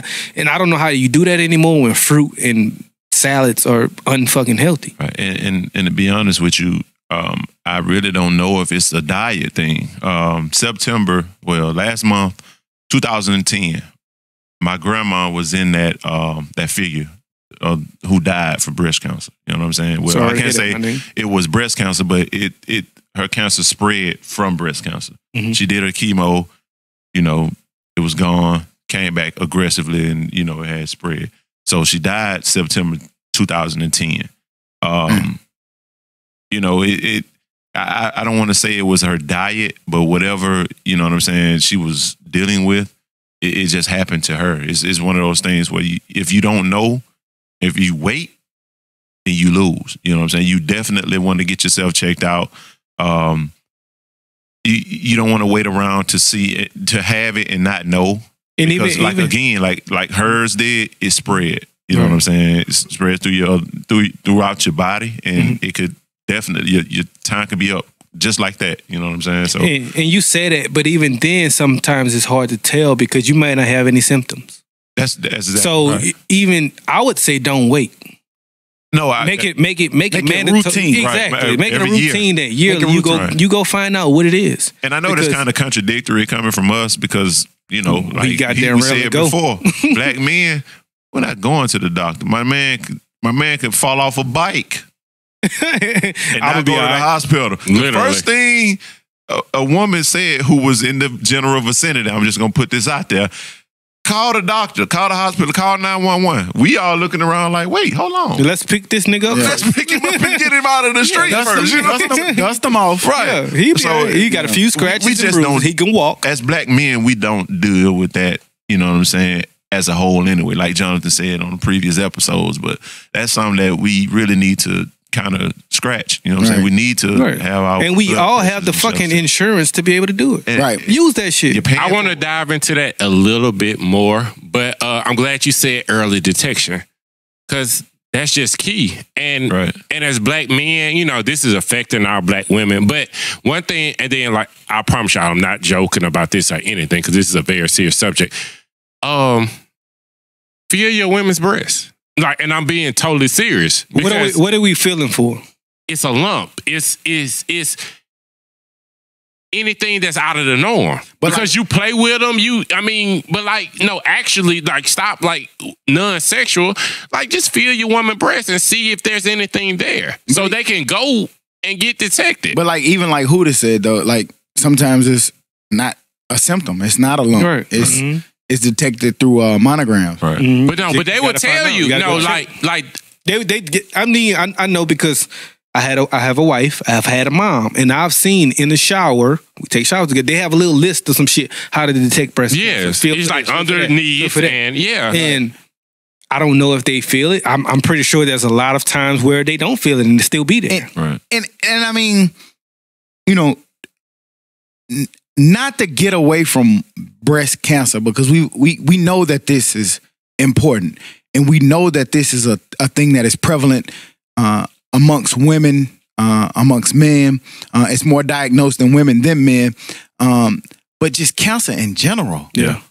We're seeing so many cases of different kind of cancers popping up, man. And we just see a lot of health issues, whether it's, every week we see a new list of food that is causing salmonella or, something. And then I've had a god brother pass from cancer. Matter of fact, I had 2 god brothers pass from cancer. Right. And I just wonder sometimes if, I know it's food, we talk about food and diet, but another aspect that we don't talk about that we can't even control is environmental. Right. Yeah. You know what I mean? Like, Right. you know, a lot of them lived over there in Mobile. For people who don't know, it's Plateau. It's in Mobile. It's an area over there. It's a lot of paper mills, and it's a lot of, you know, companies that they say, you know, stuff may have been in the Scott's water Paper or Company, in the yeah. soil, and a lot of those people over there have been diagnosed with Right. with different variations of cancer, man. And it's just important. We talked about this from our standpoint. We laughed about it and we joked about it, not from a joking standpoint. We laughed about it from a point of, as men, we don't take stuff seriously sometimes as we should, because, you know, we'll feel something wrong and we'll just be like, man, I'm tough. It'll go away. Yeah. But sometimes, like they said, early detection, if we go and go get that early diagnosis, there's people there who has the training and skills to help get you, you know, fixed, get you healed. But this is not a laughing matter. It's not a joking matter. Make sure that if you see something or you feel something or you detect something, or just even getting routine screening. Every year you should be making sure that you go get your routine screening. Right. Whether it's blood work, whether it's, you know, for women getting, you know, checked out to make sure that everything is cool. We should make sure that for our health, because you only get one life, you only get one body. We don't get extra lives and extra bodies. We got to make sure that, you know, we take care of ourselves, man. And that's something that the dummies want to make sure that we stepped away from, you know, our norm and made sure that we talked about on this particular segment. And Hey, guys, I got a question though. Yeah. For are the dummies doing the breast cancer run this year? I do it every year. We're going to do some breast cancer. We're going to watch some pink. When is it? I'll do it. The Susan Keegan or whatever you call it. Let me know Susan what it is. Combs, and Susan, I'll- yeah. Let me know what it Whatever is and I'll It's do it. always down. I'll do it as long as we drink after. Yeah. Yeah, It's probably going to be I out the do it every podcast. year. A It's podcast fun. probably gonna be Last out. year it started at Railroad Park, so it may be different. I'll let y'all know because I do it every year. I'll do it. You know what I'm saying? In honor of my grandma, but Right. you know, I don't know what my Dummy time style gonna this be, year, but baby. yeah, we definitely. But going with that, and then like I wanted to talk about this a little bit more, just because I got 2 homeboys. I got homeboy Smoke, Marcus, but he was diagnosed with cancer. Then beat it twice.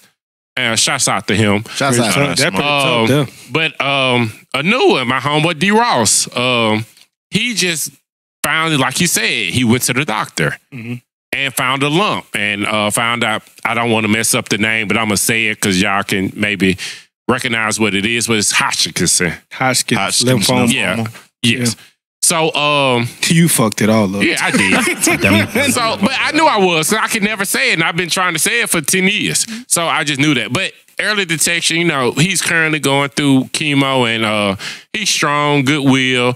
But it's all about that early detection. And if you have insurance, y'all, like, it's free. You can go to the doctor once. Like, you don't have to worry about a copay. Well, Go get that yearly checkup. It ain't necessarily free because you're paying for it. Use that shit. You paying for it. Well, yeah, you're paying for it, but like it's not an extra cost. Maybe I should say that. Yeah, yeah. It's not an extra cost. And And as a black man, just go. And black women, I'm glad we brought up the black women portion of it. Also, get second opinions. Because I just so happened this past week, I was reading some article on Yahoo that stated that 47% of black women basically get lied to compared to white women when they go to the doctor. Yes. Yeah. And I got a great story to tell about it. I don't know what that got to do with anything. Maybe they're just not being upstanding human beings, but make sure you get second opinions so you can know. Because me personally, going to the doctor, I have a bad back. I done went to about 4 to 5 doctors, and every last one of them motherfuckers told me something different. So I don't know who to believe. Because I was at Railroad Park, it's park in Birmingham, doing one of my quarterly runs. And, my mama called me and said, "Hey, I need to talk to you for a second."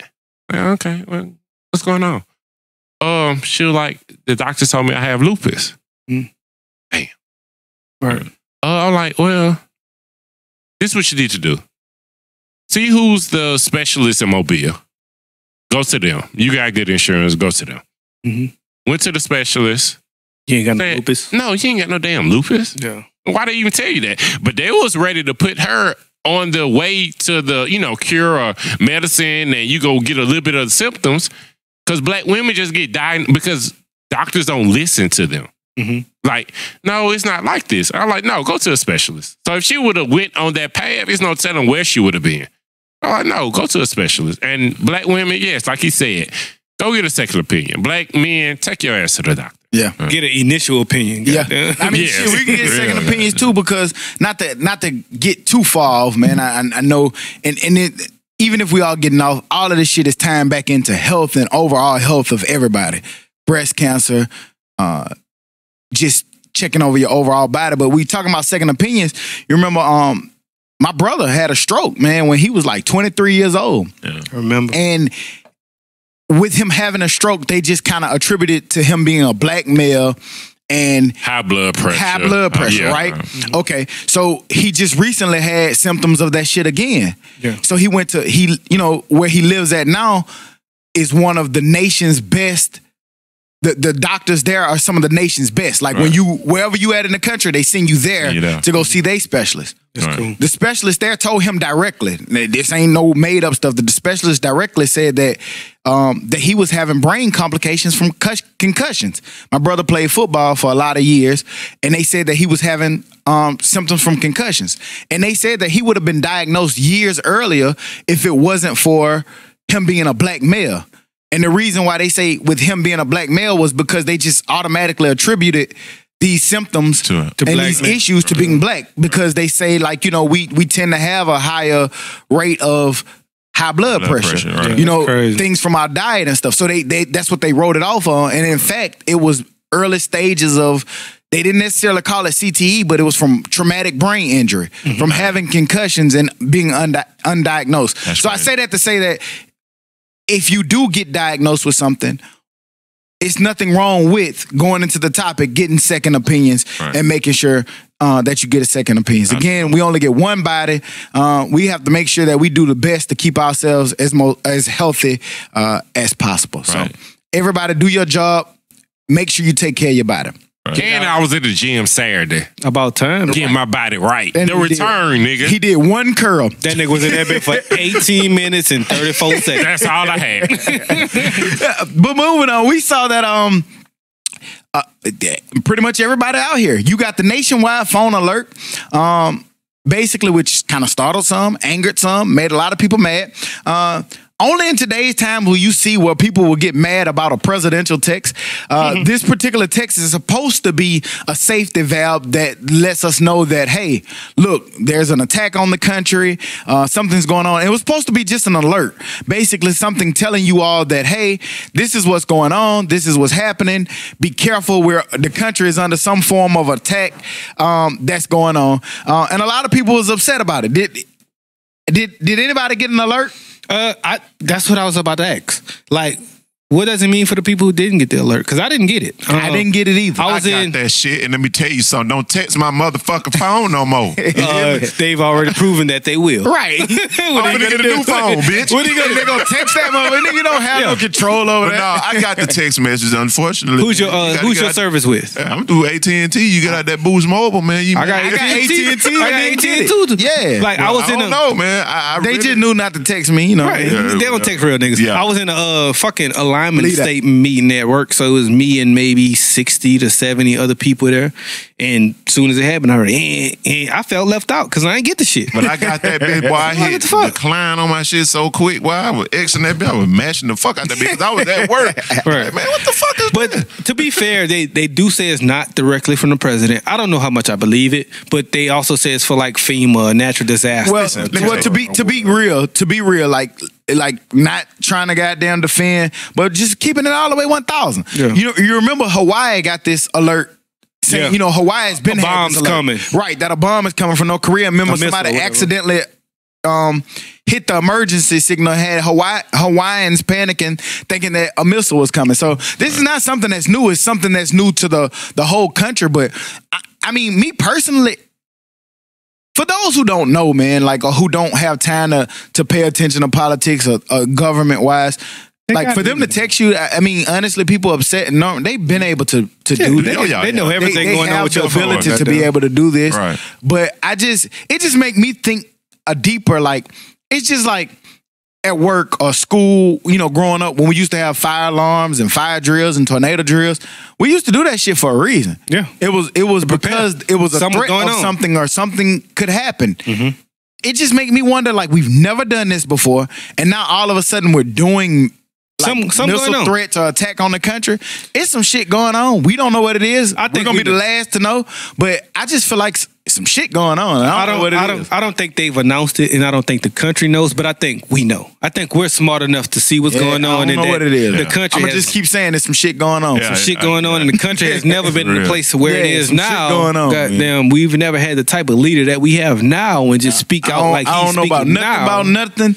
I just know some shit going on. Yeah. That Shit bitch, definitely the going next on, one we goddamn. get probably gonna be like take cover. No, that shit just was Shit ain't weird. gonna do nothing. weird. It's scary. coming We out, living in for real. some weird times. And speaking of weird times, we just saw that my man Creepy Kavanaugh. Creepy ass, creepy nigga.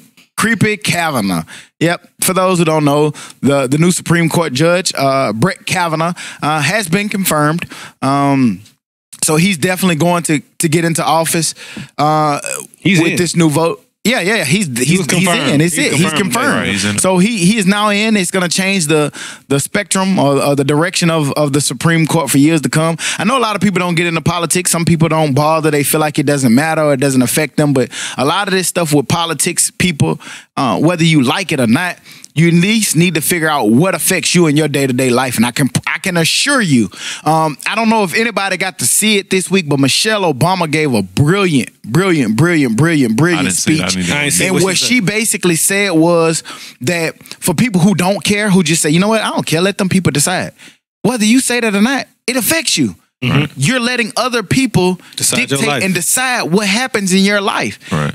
And she basically was saying, get up and go vote. She was saying it takes 2 seconds to vote. She said she done voted in her sneakers. I done voted sitting in my den. Sometimes in certain states you can mail in ballots.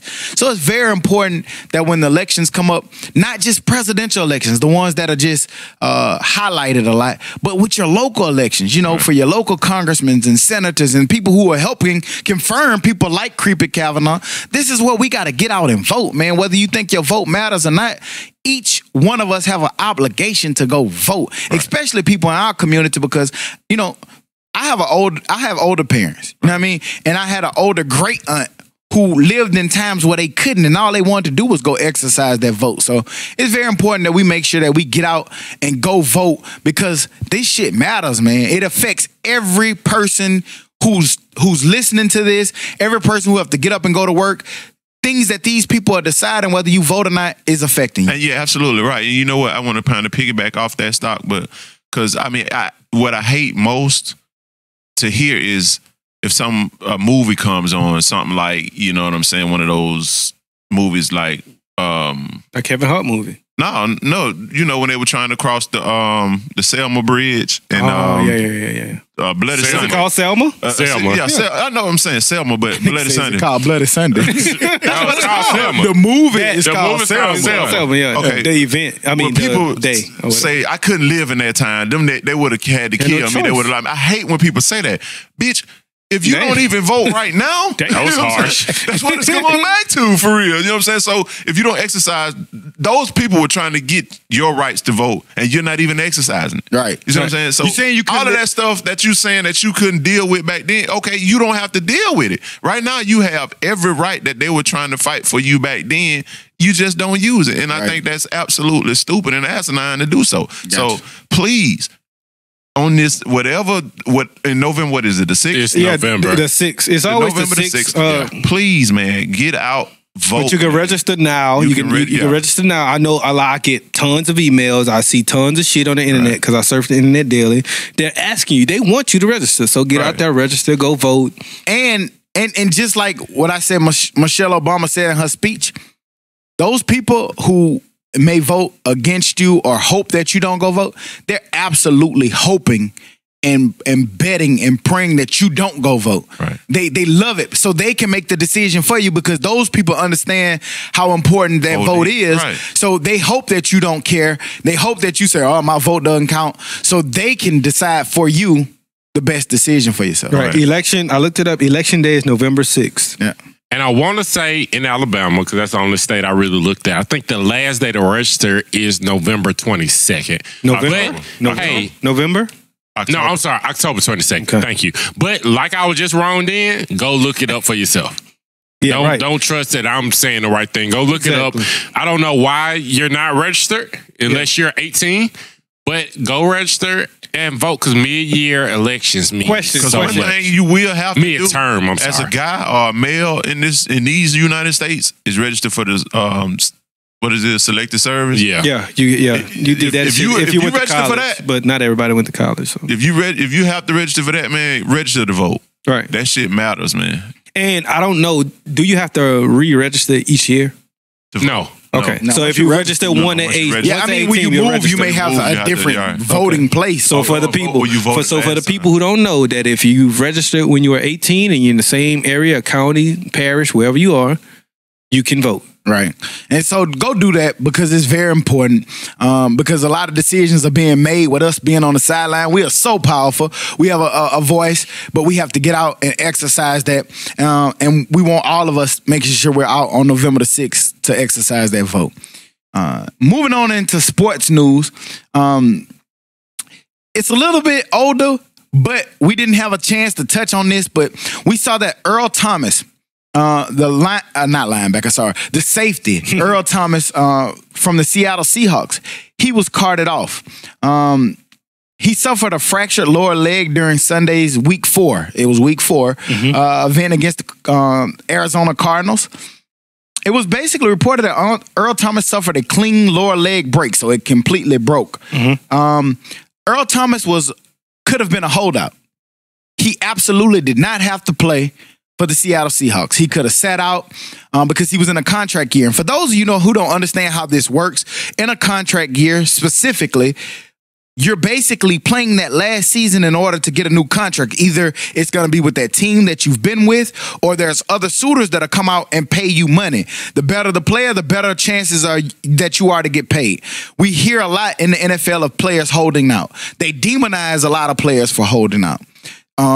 Earl Thomas decided that, you know what? I'm not going to hold out. I'm going to come and play for my team out of respect for my teammates, out of respect for my organization. And mid-season, he got hurt. Again, painting the picture for those who don't know, by him getting hurt, a lot of teams may cost him millions of dollars. Because what another suitor may say is, well, we would have paid you, and this is just all made up numbers, we would have paid you $60 million, but since you got hurt, we're only going to pay you $15 million. And Earl Thomas decided to play. We saw my man Le'Veon Bell with the Pittsburgh Steelers opted not to play. He's not hurt. He's at home sitting there. We've seen a lot of teammates disrespect him there in Pittsburgh, saying that, he should be playing. But is Earl Thomas an example of why Le'Veon Bell is not playing? And what do we think about Earl Thomas? We saw him after he broke his leg. He shot the middle finger up at the sideline of the Seattle Seahawks, basically saying, fuck y'all, this is what happens to somebody like me when I go against the grain and play. Because as we've seen in the National Football League, they're not going to go back and pay him, because he been hurt. They're not going to be on an honor system like, oh, well, since he played, let's pay. So what do y'all think? Did y'all get a chance to see that? I know y'all did, but what are y'all thoughts on that? Well, I did get a chance to see it, and I don't know if he was pointing his middle finger at the sideline or the opposite team or the individual who injured him, but I hope it was at the sideline. I hope it was at Seattle, because Seattle should have either paid him, or if you don't want him, trade him somewhere to who's going to pay him. There was some suitors out there, and I don't think a second round pick is bad, but if you get those type of teams that's willing to buy him, get that man out of here. Let that man go get his money. Right. But I did see today where he's actually going to have surgery. Most people don't have surgery for a broken leg. They put it in the cast, let it heal. But he's having surgery, getting a rod put in today, or the decision was made today, so that he's 100% by the time free agency comes around. Because if not, then he won't be 100%. So he's having that surgery so he can be 100%. I'm glad he pointed the middle finger at to whoever he was pointing at. He can be at everybody. But I want to see him with Dallas, because that's what he wants to be. And that's who want him. So hopefully he gets it. And I don't think it's going to hurt him. I think he's still going to be the highest paid safety in next year's free agency.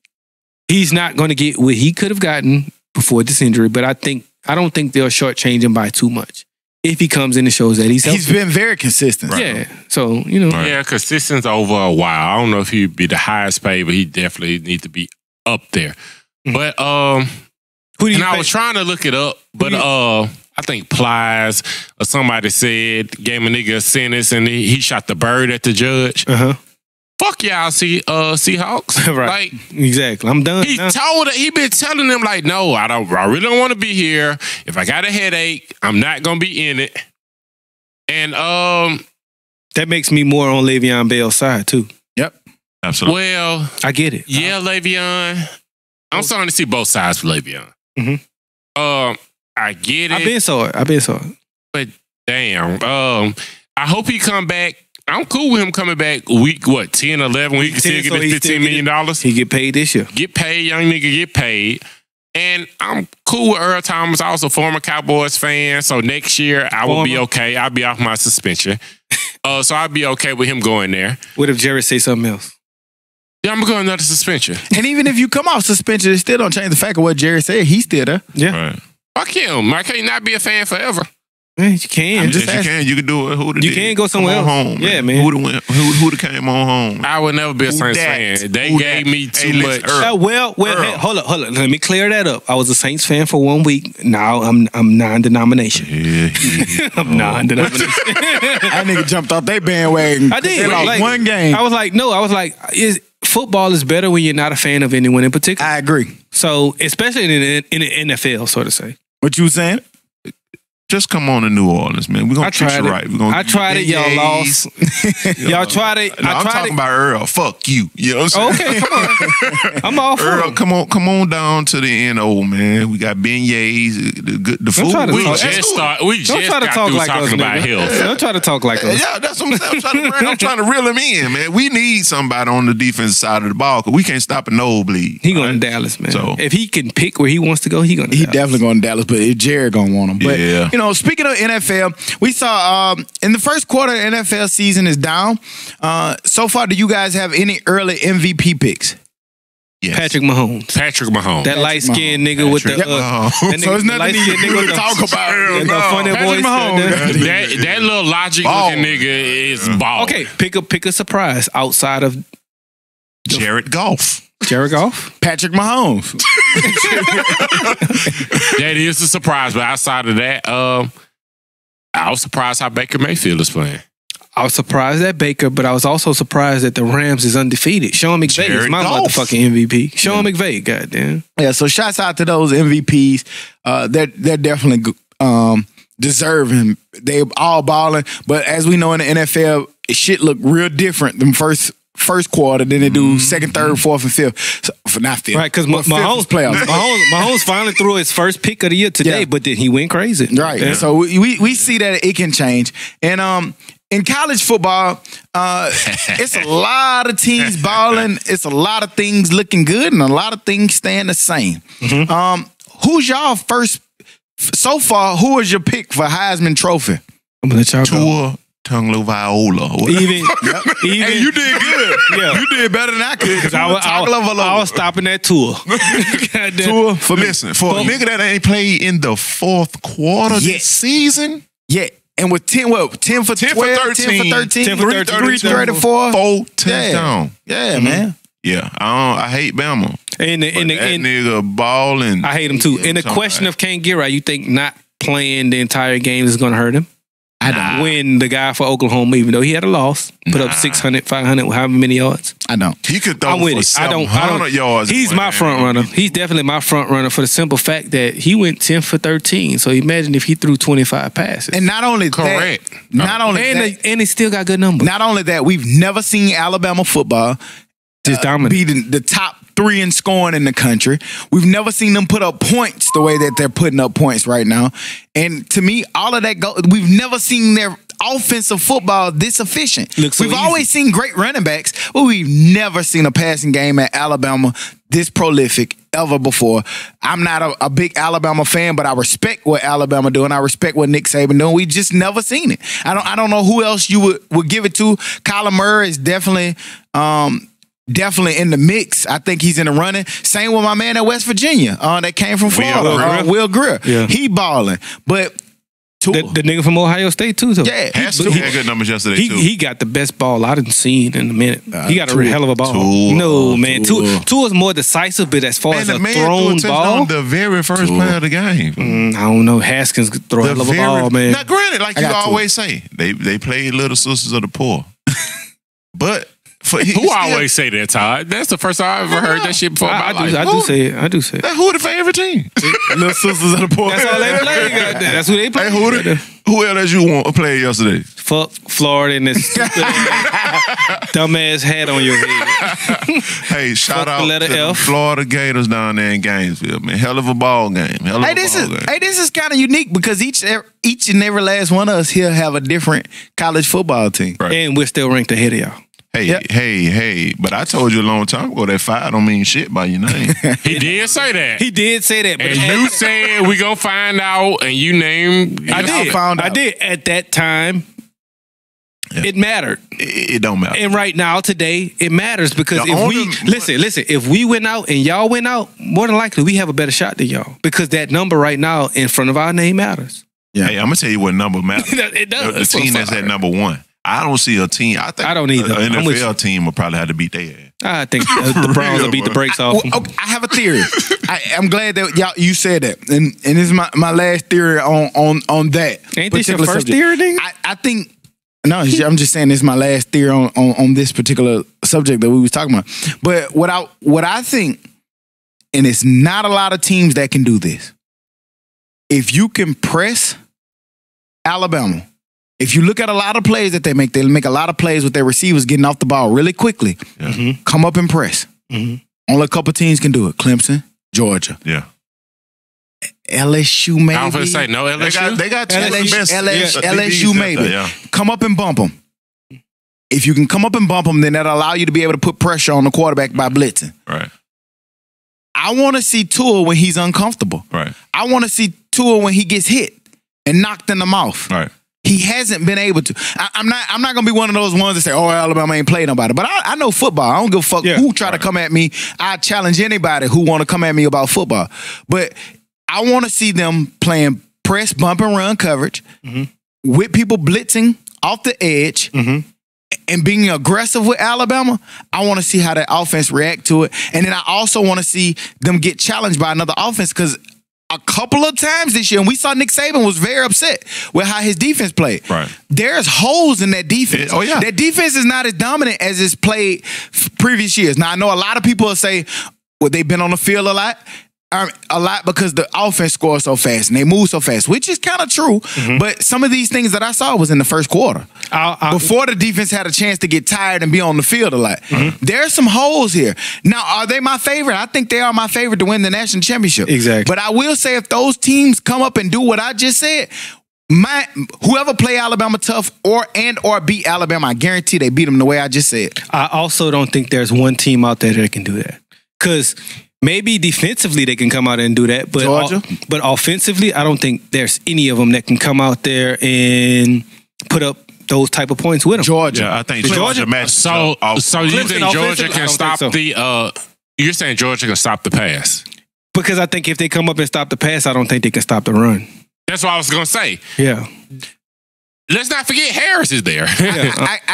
I get it, but it's not that you're letting. Think about this for people who, from football standpoint, we are seeing passes. Tua is great. I've just picked Tua to be the early Heisman Trophy, but Tua's throwing 5-yard, 7-yard passes that are turning into 45-yard gains. Press them. Stop letting them do that.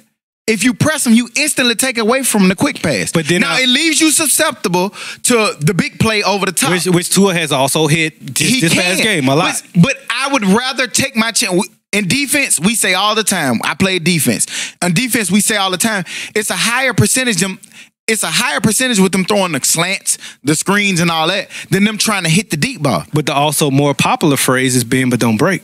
Right. And I'm which is short over long. And I get that.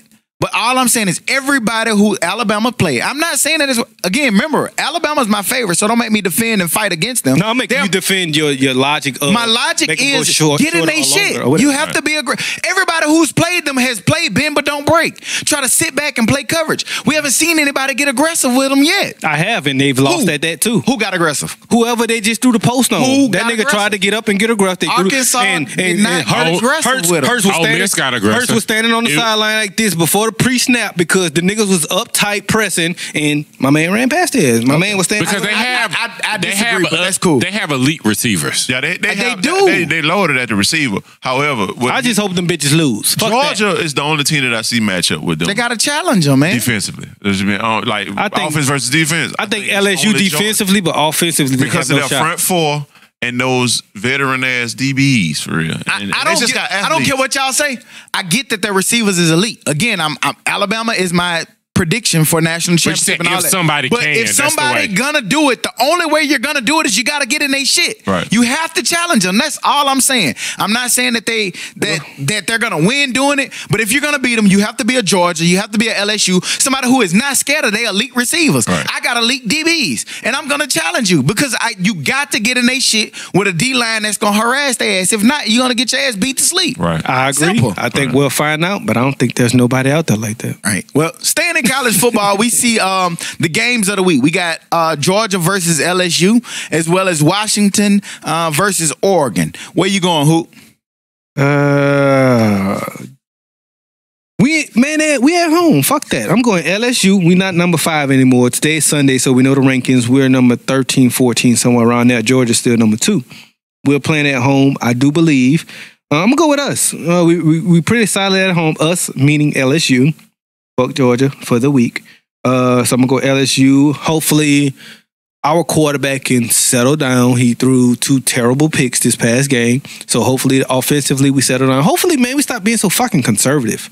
I hate that shit, man. We never take any shot. We run on first. We run on second. We take a dumb shot on third. Okay, LSU, come on, take some chances. We gonna win. Washington and Oregon, 10 and 18. I didn't look to see what they're rated today, but I'm going to go with Oregon because I want to see some flashy colors that's cool and that they win. And that's all we have for today. What you got, Todd? I'm going to go Georgia. I mean, I know you're at home this week. Fuck what you talking about. Just see me out. It ain't because I just kicked your ass the weekend. It's because I just think offensively, we both struggled in our game, the Florida and LSU game. So fuck the letter F. I don't think you have enough offensive power or weaponry to beat those Georgia Bulldogs that hoop. I'm sorry. So I'm going to go Georgia at your home. Washington and Oregon, we watched Oregon give one away to Stanford. I'm still not sold on Washington, but every time I pick against them bitches, they win. So hopefully Oregon can do what I've been praying for the last couple of weeks because they got Washington. No, Washington to lose. Like every time they in the picks, I pick the team that they're playing. Why you want Washington to lose so bad? I mean, you putting them at Pac-10 football. Somebody got to make it. I mean, somebody else deserved to be number 10 too. Who? We lost one game. We playing the SEC. They ranked ahead of us. I'm saying from the Pac-10 though. Somebody from the Pac-10 got to be over. That's why I'm picking Oregon. You know what I'm saying? That's a one-loss team. You see what I'm saying? I got you. So I was gonna go with LSU, but I know their history, and I looked up the time. It's a 2:30 game. If it was a night game and y'all little rah-rah, pretty good at home at night, hooty hoop shit, yeah, but it's a 2:30 game. So I'm gonna go with Georgia because I don't think y'all voodoo is as strong in the daytime. Good observation. So voodoo always strong. And as far as Skeleton Key is one of my favorite movies. Never saw it. You tripping? Skeleton Key? Key. Yeah, I know what you're talking about. I just never really saw it. Yeah, go watch tomorrow. You're off. Great movie. No. There's a lot of voodoo shit in there. Like I really don't like voodoo, so I'm not. Well, you from down there? So. Yeah, I mean, I like. Yeah, I make groceries, so shit, you can make voodoo. Well, according to y'all, we can't because we can't make groceries. All right, so and also I'm just gonna pick Oregon. I really don't care too much, but I'm just gonna pick Oregon, and I ain't even look it up. I'm just gonna pick Oregon. Okay, that's crazy. Georgia LSU. I really had a lot of faith for LSU against Georgia. I mean, I had a lot of faith in LSU versus Florida, and they let me down. I saw that Burrow is not. I mean, he good, but LSU just has a problem with being too conservative, and you're not gonna beat Georgia being conservative. Them boys is loaded. We see that Holyfield and my man Swift gonna give you everything you need, as well as Fromm. So I just have to go with Georgia. Oregon and Washington. You never know with these boys. They're bitter rivals. They always play each other well. Herbert and Browning are both having pretty decent seasons. They're pretty even when it comes to it. Gaskins is still doing what he do. I'm going to pick Washington in that, but it can go either way in regards to that game. So I got Washington. Right on. Recap of the week. Did we even pick the Florida State Miami game for this week? Last week? No, you didn't. It wasn't. I don't think it was like no prime time type shit. It wasn't a hotbed, so Did that outcome surprise y'all? No, not really. Florida State From watching the beginning of it though. From Florida State played well. No, not Florida, yeah, I thought it was you're a fan. That's why you're a fan. You're a fan, man. You're not I'm a fan, but it didn't shock me that we lost. No, I thought y'all was gonna get blew out. After watching the I beginning, think y'all played better than expected. Yeah. Well, it was a lot closer than what people expected. So I'm a fan, so I watch. The week before that, and I know y'all didn't watch that shit, but the week before that, something started clicking with us. We started playing a lot better, even in that game. Right. And then going into this game, me and Wayne talked, because that's the only one I can really talk to about Florida State football. Wayne felt like we was in good position. He was like, man, I'm telling you, we was clicking, everything was going well. We finna jump out on them. I was like, I didn't know, because I don't really like what we doing. Right. We jumped out. I'm gonna tell you what made me realize that we was in a bad. I got scared. I'm gonna tell you what made me get scared. This is exactly what made me get scared. We was up, what was it, 27-7. Right. Yeah. And we was dominating and everything was looking good. What scared me was I seen our head coach, and I give him a hard time, but I seen our head coach, he was celebrating on the sideline with the players. And I'm all for a coach getting rah, and being excited, but he was you would have thought that they didn't pull the Gatorade How much time was left? It wasn't even. Had to It be was right third at half. quarter. It was Yeah, like yeah. right at half. And my man, they put back on their book bag purse that lame shit that they got. They put on the book bag purse, and he was over there just celebrating. Yeah. And I knew. I said, man, it's way too much time left in this game. And we know football, man. Momentum. It's hard to sustain momentum. And It changed. Goddamn. I didn't notice. I didn't text nobody and say, look at us. I ain't do none of that normal shit because I was scared. Jeremy tried to call me. Jeremy, I know you tried to call me. I didn't answer because I know you wanted to talk about how excited we was, but I didn't want no part to that shit because I was scared about what we was finna do, and we imploded. Exactly what I figured we would do. I don't like us. Texas, Oklahoma. That was a surprise. Yeah. That was a surprise. Texas 48, Oklahoma 45. Did we expect that? I didn't. I damn sure did. I thought thought Oklahoma Texas was was gonna gonna beat the lay shit out of down. them. I've been riding Texas. I mean, shit. To the woods. I think we picked that one. I think we all picked Oklahoma too. Yeah, we did. And I mean, Texas has always been. Texas has been Texas the last few years. Texas is looking impressive. They have a lot of good athletes. They definitely have a great quarterback. We know they have a good coach in Todd Herman. Right. But Texas look impressive. We'll see how they continue to trend. But I'm definitely excited, because to me, I love seeing those traditional teams. I mean, I'm not saying that I don't like new teams coming up, but I like seeing Texas back where they're supposed to be. Texas football was always a dominant program, and they're showing that they're ready to make moves. So we'll see how they continue to trend throughout the rest of the season. Right. And I say the same thing. I really like Texas and what they're doing. Like, they have 6'4", 6'5" receivers.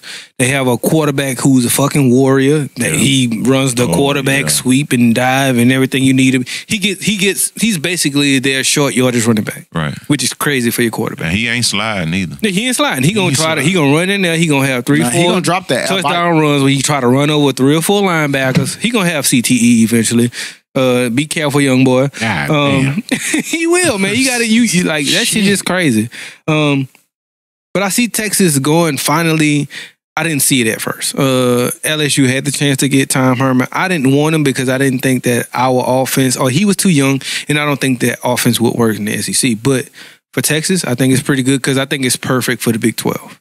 Can you understand what Rajon be saying? I don't ever listen to him. I don't listen to Orgeron, but I don't ever listen to him. But okay, but yes, I can. But besides that, shout outs to UAB. Yeah, 4-1. They 4-1. They dropped one at that's what East I said 4-1. Coastal Carolina. Lose that one that they ain't supposed to. But I think I them undefeated right now. I take 4-1 though. I think there was a 10-point favorite, went up to La Tech, and they went in that bitch and locked the door and said, "We here." What the score was? 28-7. Yeah. UAB in this bitch. Yeah, so shouts out to the Blazers. They having a good season. And shout out Run, baby. First game in the Staples Center. Man, it's preseason, so I don't even think. Shut up. First game in the Staples Center. What he do? What his numbers was like? What he do? He only played a quarter, man. He ain't have like 12. Man, we ain't talking no preseason. No preseason. Yeah, I wanna basketball. But I'm glad that they you lose? brought up Brun because Dummy of the Week, we're gonna do this a little different this week. Dummy. We're definitely gonna give the Dummy of the Week, but we have to lay context to how we're getting to the Dummy of the Week. Todd brought up Brun.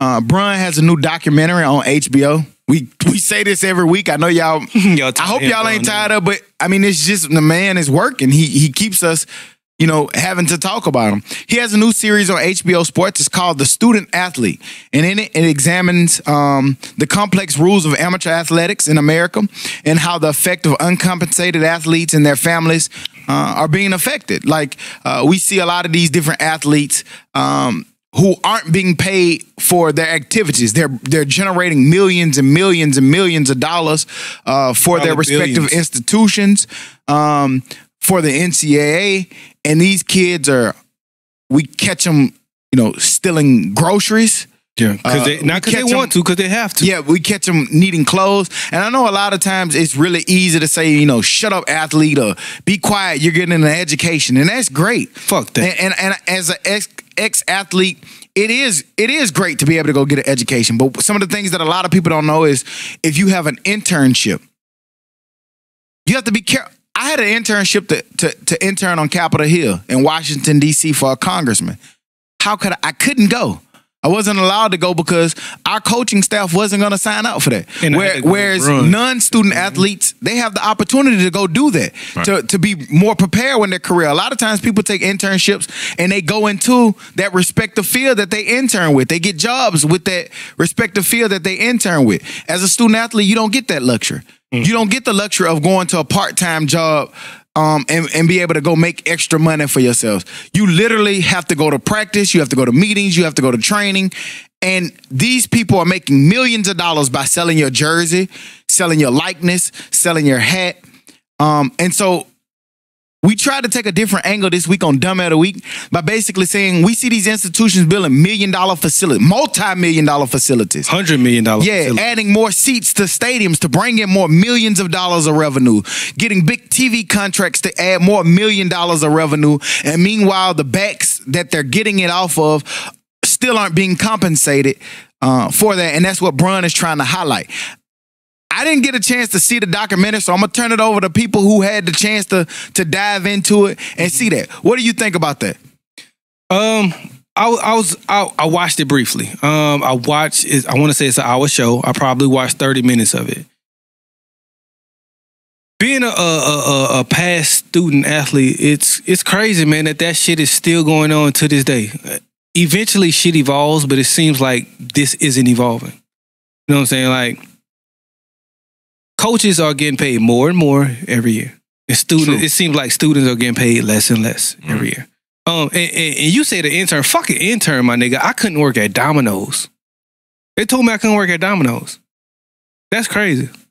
Like you say, just be a student. Hey man, I need some food by the 15th of the month. My money gone. How am I get it? And you wondering why they out here stealing goddamn crab legs. So, I'm coming from a different aspect than y'all. Should you get paid off your likeness? Yes. Or be able to get paid. Should you be able to have an internship with a senator? Yes. Should you be able to work at Domino's? Yes. My thing is, coming from a regular college student, to tell you the truth, man, y'all niggas had it gravy. Let me finish. Okay. Because if you look at it, and I don't know if y'all ever looked at this aspect, y'all niggas had more money than a regular college student. But listen, we work way more than the regular nigga. While you was asleep, nigga, we was up at 5. How you know I was asleep? Because I know. No, you don't. I had to have a job. You know what time I went to my job? 5 in the morning, what were you doing? I could have been working at Target. No, my nigga. No, I work at Target with you. Before that, while you were in college, your freshman year, at 5 in the morning, what were you doing? Okay. At 11 o'clock at night, what are you doing? Sleep, nigga. Getting ready for 5 in the morning the next day. Okay, I'm working. I'm working. But hold on, stop. You see how I answered his question? At 5 in the morning, my nigga, what were you doing? I was asleep. Exactly. I was up, headed to fucking Bartow to go run stadiums. Okay, but at 11 o'clock at night, I was at work while you was asleep or watching TV. And that's not to say that I was asleep. I was watching. Well, you just said. I say that, but hey, man, in college, man, we ain't go to sleep before 1 and 2 o'clock. Nigga, Ex Mustaki where he see me at 1, 2, 3 o'clock in the morning every night in the dorm. Man. You ask yourself that, nigga. This is what I was saying. woke, man. I wasn't asleep. Look, we all can remember that, like, fundamentally, y'all had more money than the extra college student. I don't think so. Listen. No, listen. hang on. Let me explain why. Mm-hmm. Y'all always had liquor money. Y'all always dressed better. Straight off, and then a lot of y'all ain't have, well, y'all parents was sending you anything. I understand y'all struggle, but like y'all was some of the most prominent people on campus. How much money would you say that you going to work? How much money did you make in a month? Probably about $500. About $100 a week. That's all we got. No, y'all got 1,000. Okay, great, and I'm glad you said that. Okay, because I just did some math. We got $1,068. Your rent, how much was rent? $480 or more. $480 or more. So let's just say $480. That leaves you with $588. If you stayed on campus. If you stayed off campus, your rent wasn't $480 because you were staying in a 3-bedroom apartment with. Not always. Not always. Okay. I stayed alone. All I'm saying is this. Right? When you're I don't want to get into the fight of student athlete, non-student athlete. All I want to do is, and that's great that you can give us perspective, you and Todd, of the other side. And that's cool. I have no problem with that. But from our standpoint, what would happen to us is we didn't have the luxury of taking internships. We didn't have the luxury of getting part-time jobs. So then when you try to go into the workforce in an entry-level position, your last job was bagging groceries in high school. You know what I mean? You had to force your way. I had a job. A lot of people didn't know that. I went and had a job. But, nigga, I was getting up at 5 o'clock in the morning to go to work, get off at work at 2 o'clock, going straight into the weight room to work out for 2 hours, and then going to run around the track for another 2-3 hours to go home and then watch film and get ready. Like, I made myself have to do that. But a big internship that could have put me in position. We've talked about other people who have had internships. And that very internship that they had led to the career that they have. We didn't have that luxury. The NCAA, you're the dummy of the fucking week, along with Kenya, right? And man, just pay these kids, man. You can pay the fucking $100 million expansions, $10 million a year contracts for coaches, and you're giving student athletes fucking things that they say they would rather have the money over. Go look at the LeBron show. We'll give you the name of it again. Student athlete. They asked the student athletes, would you rather have these great facilities for the $100 million or the money? 100% of them said the money. So why are you giving them things hey, yeah, I have a great locker to go get dressed in, but my mama don't have lights. Give me the fucking money, man. Stop. Come on, NCAA. Get right. Either do both or give the kids what they want, per se. All right.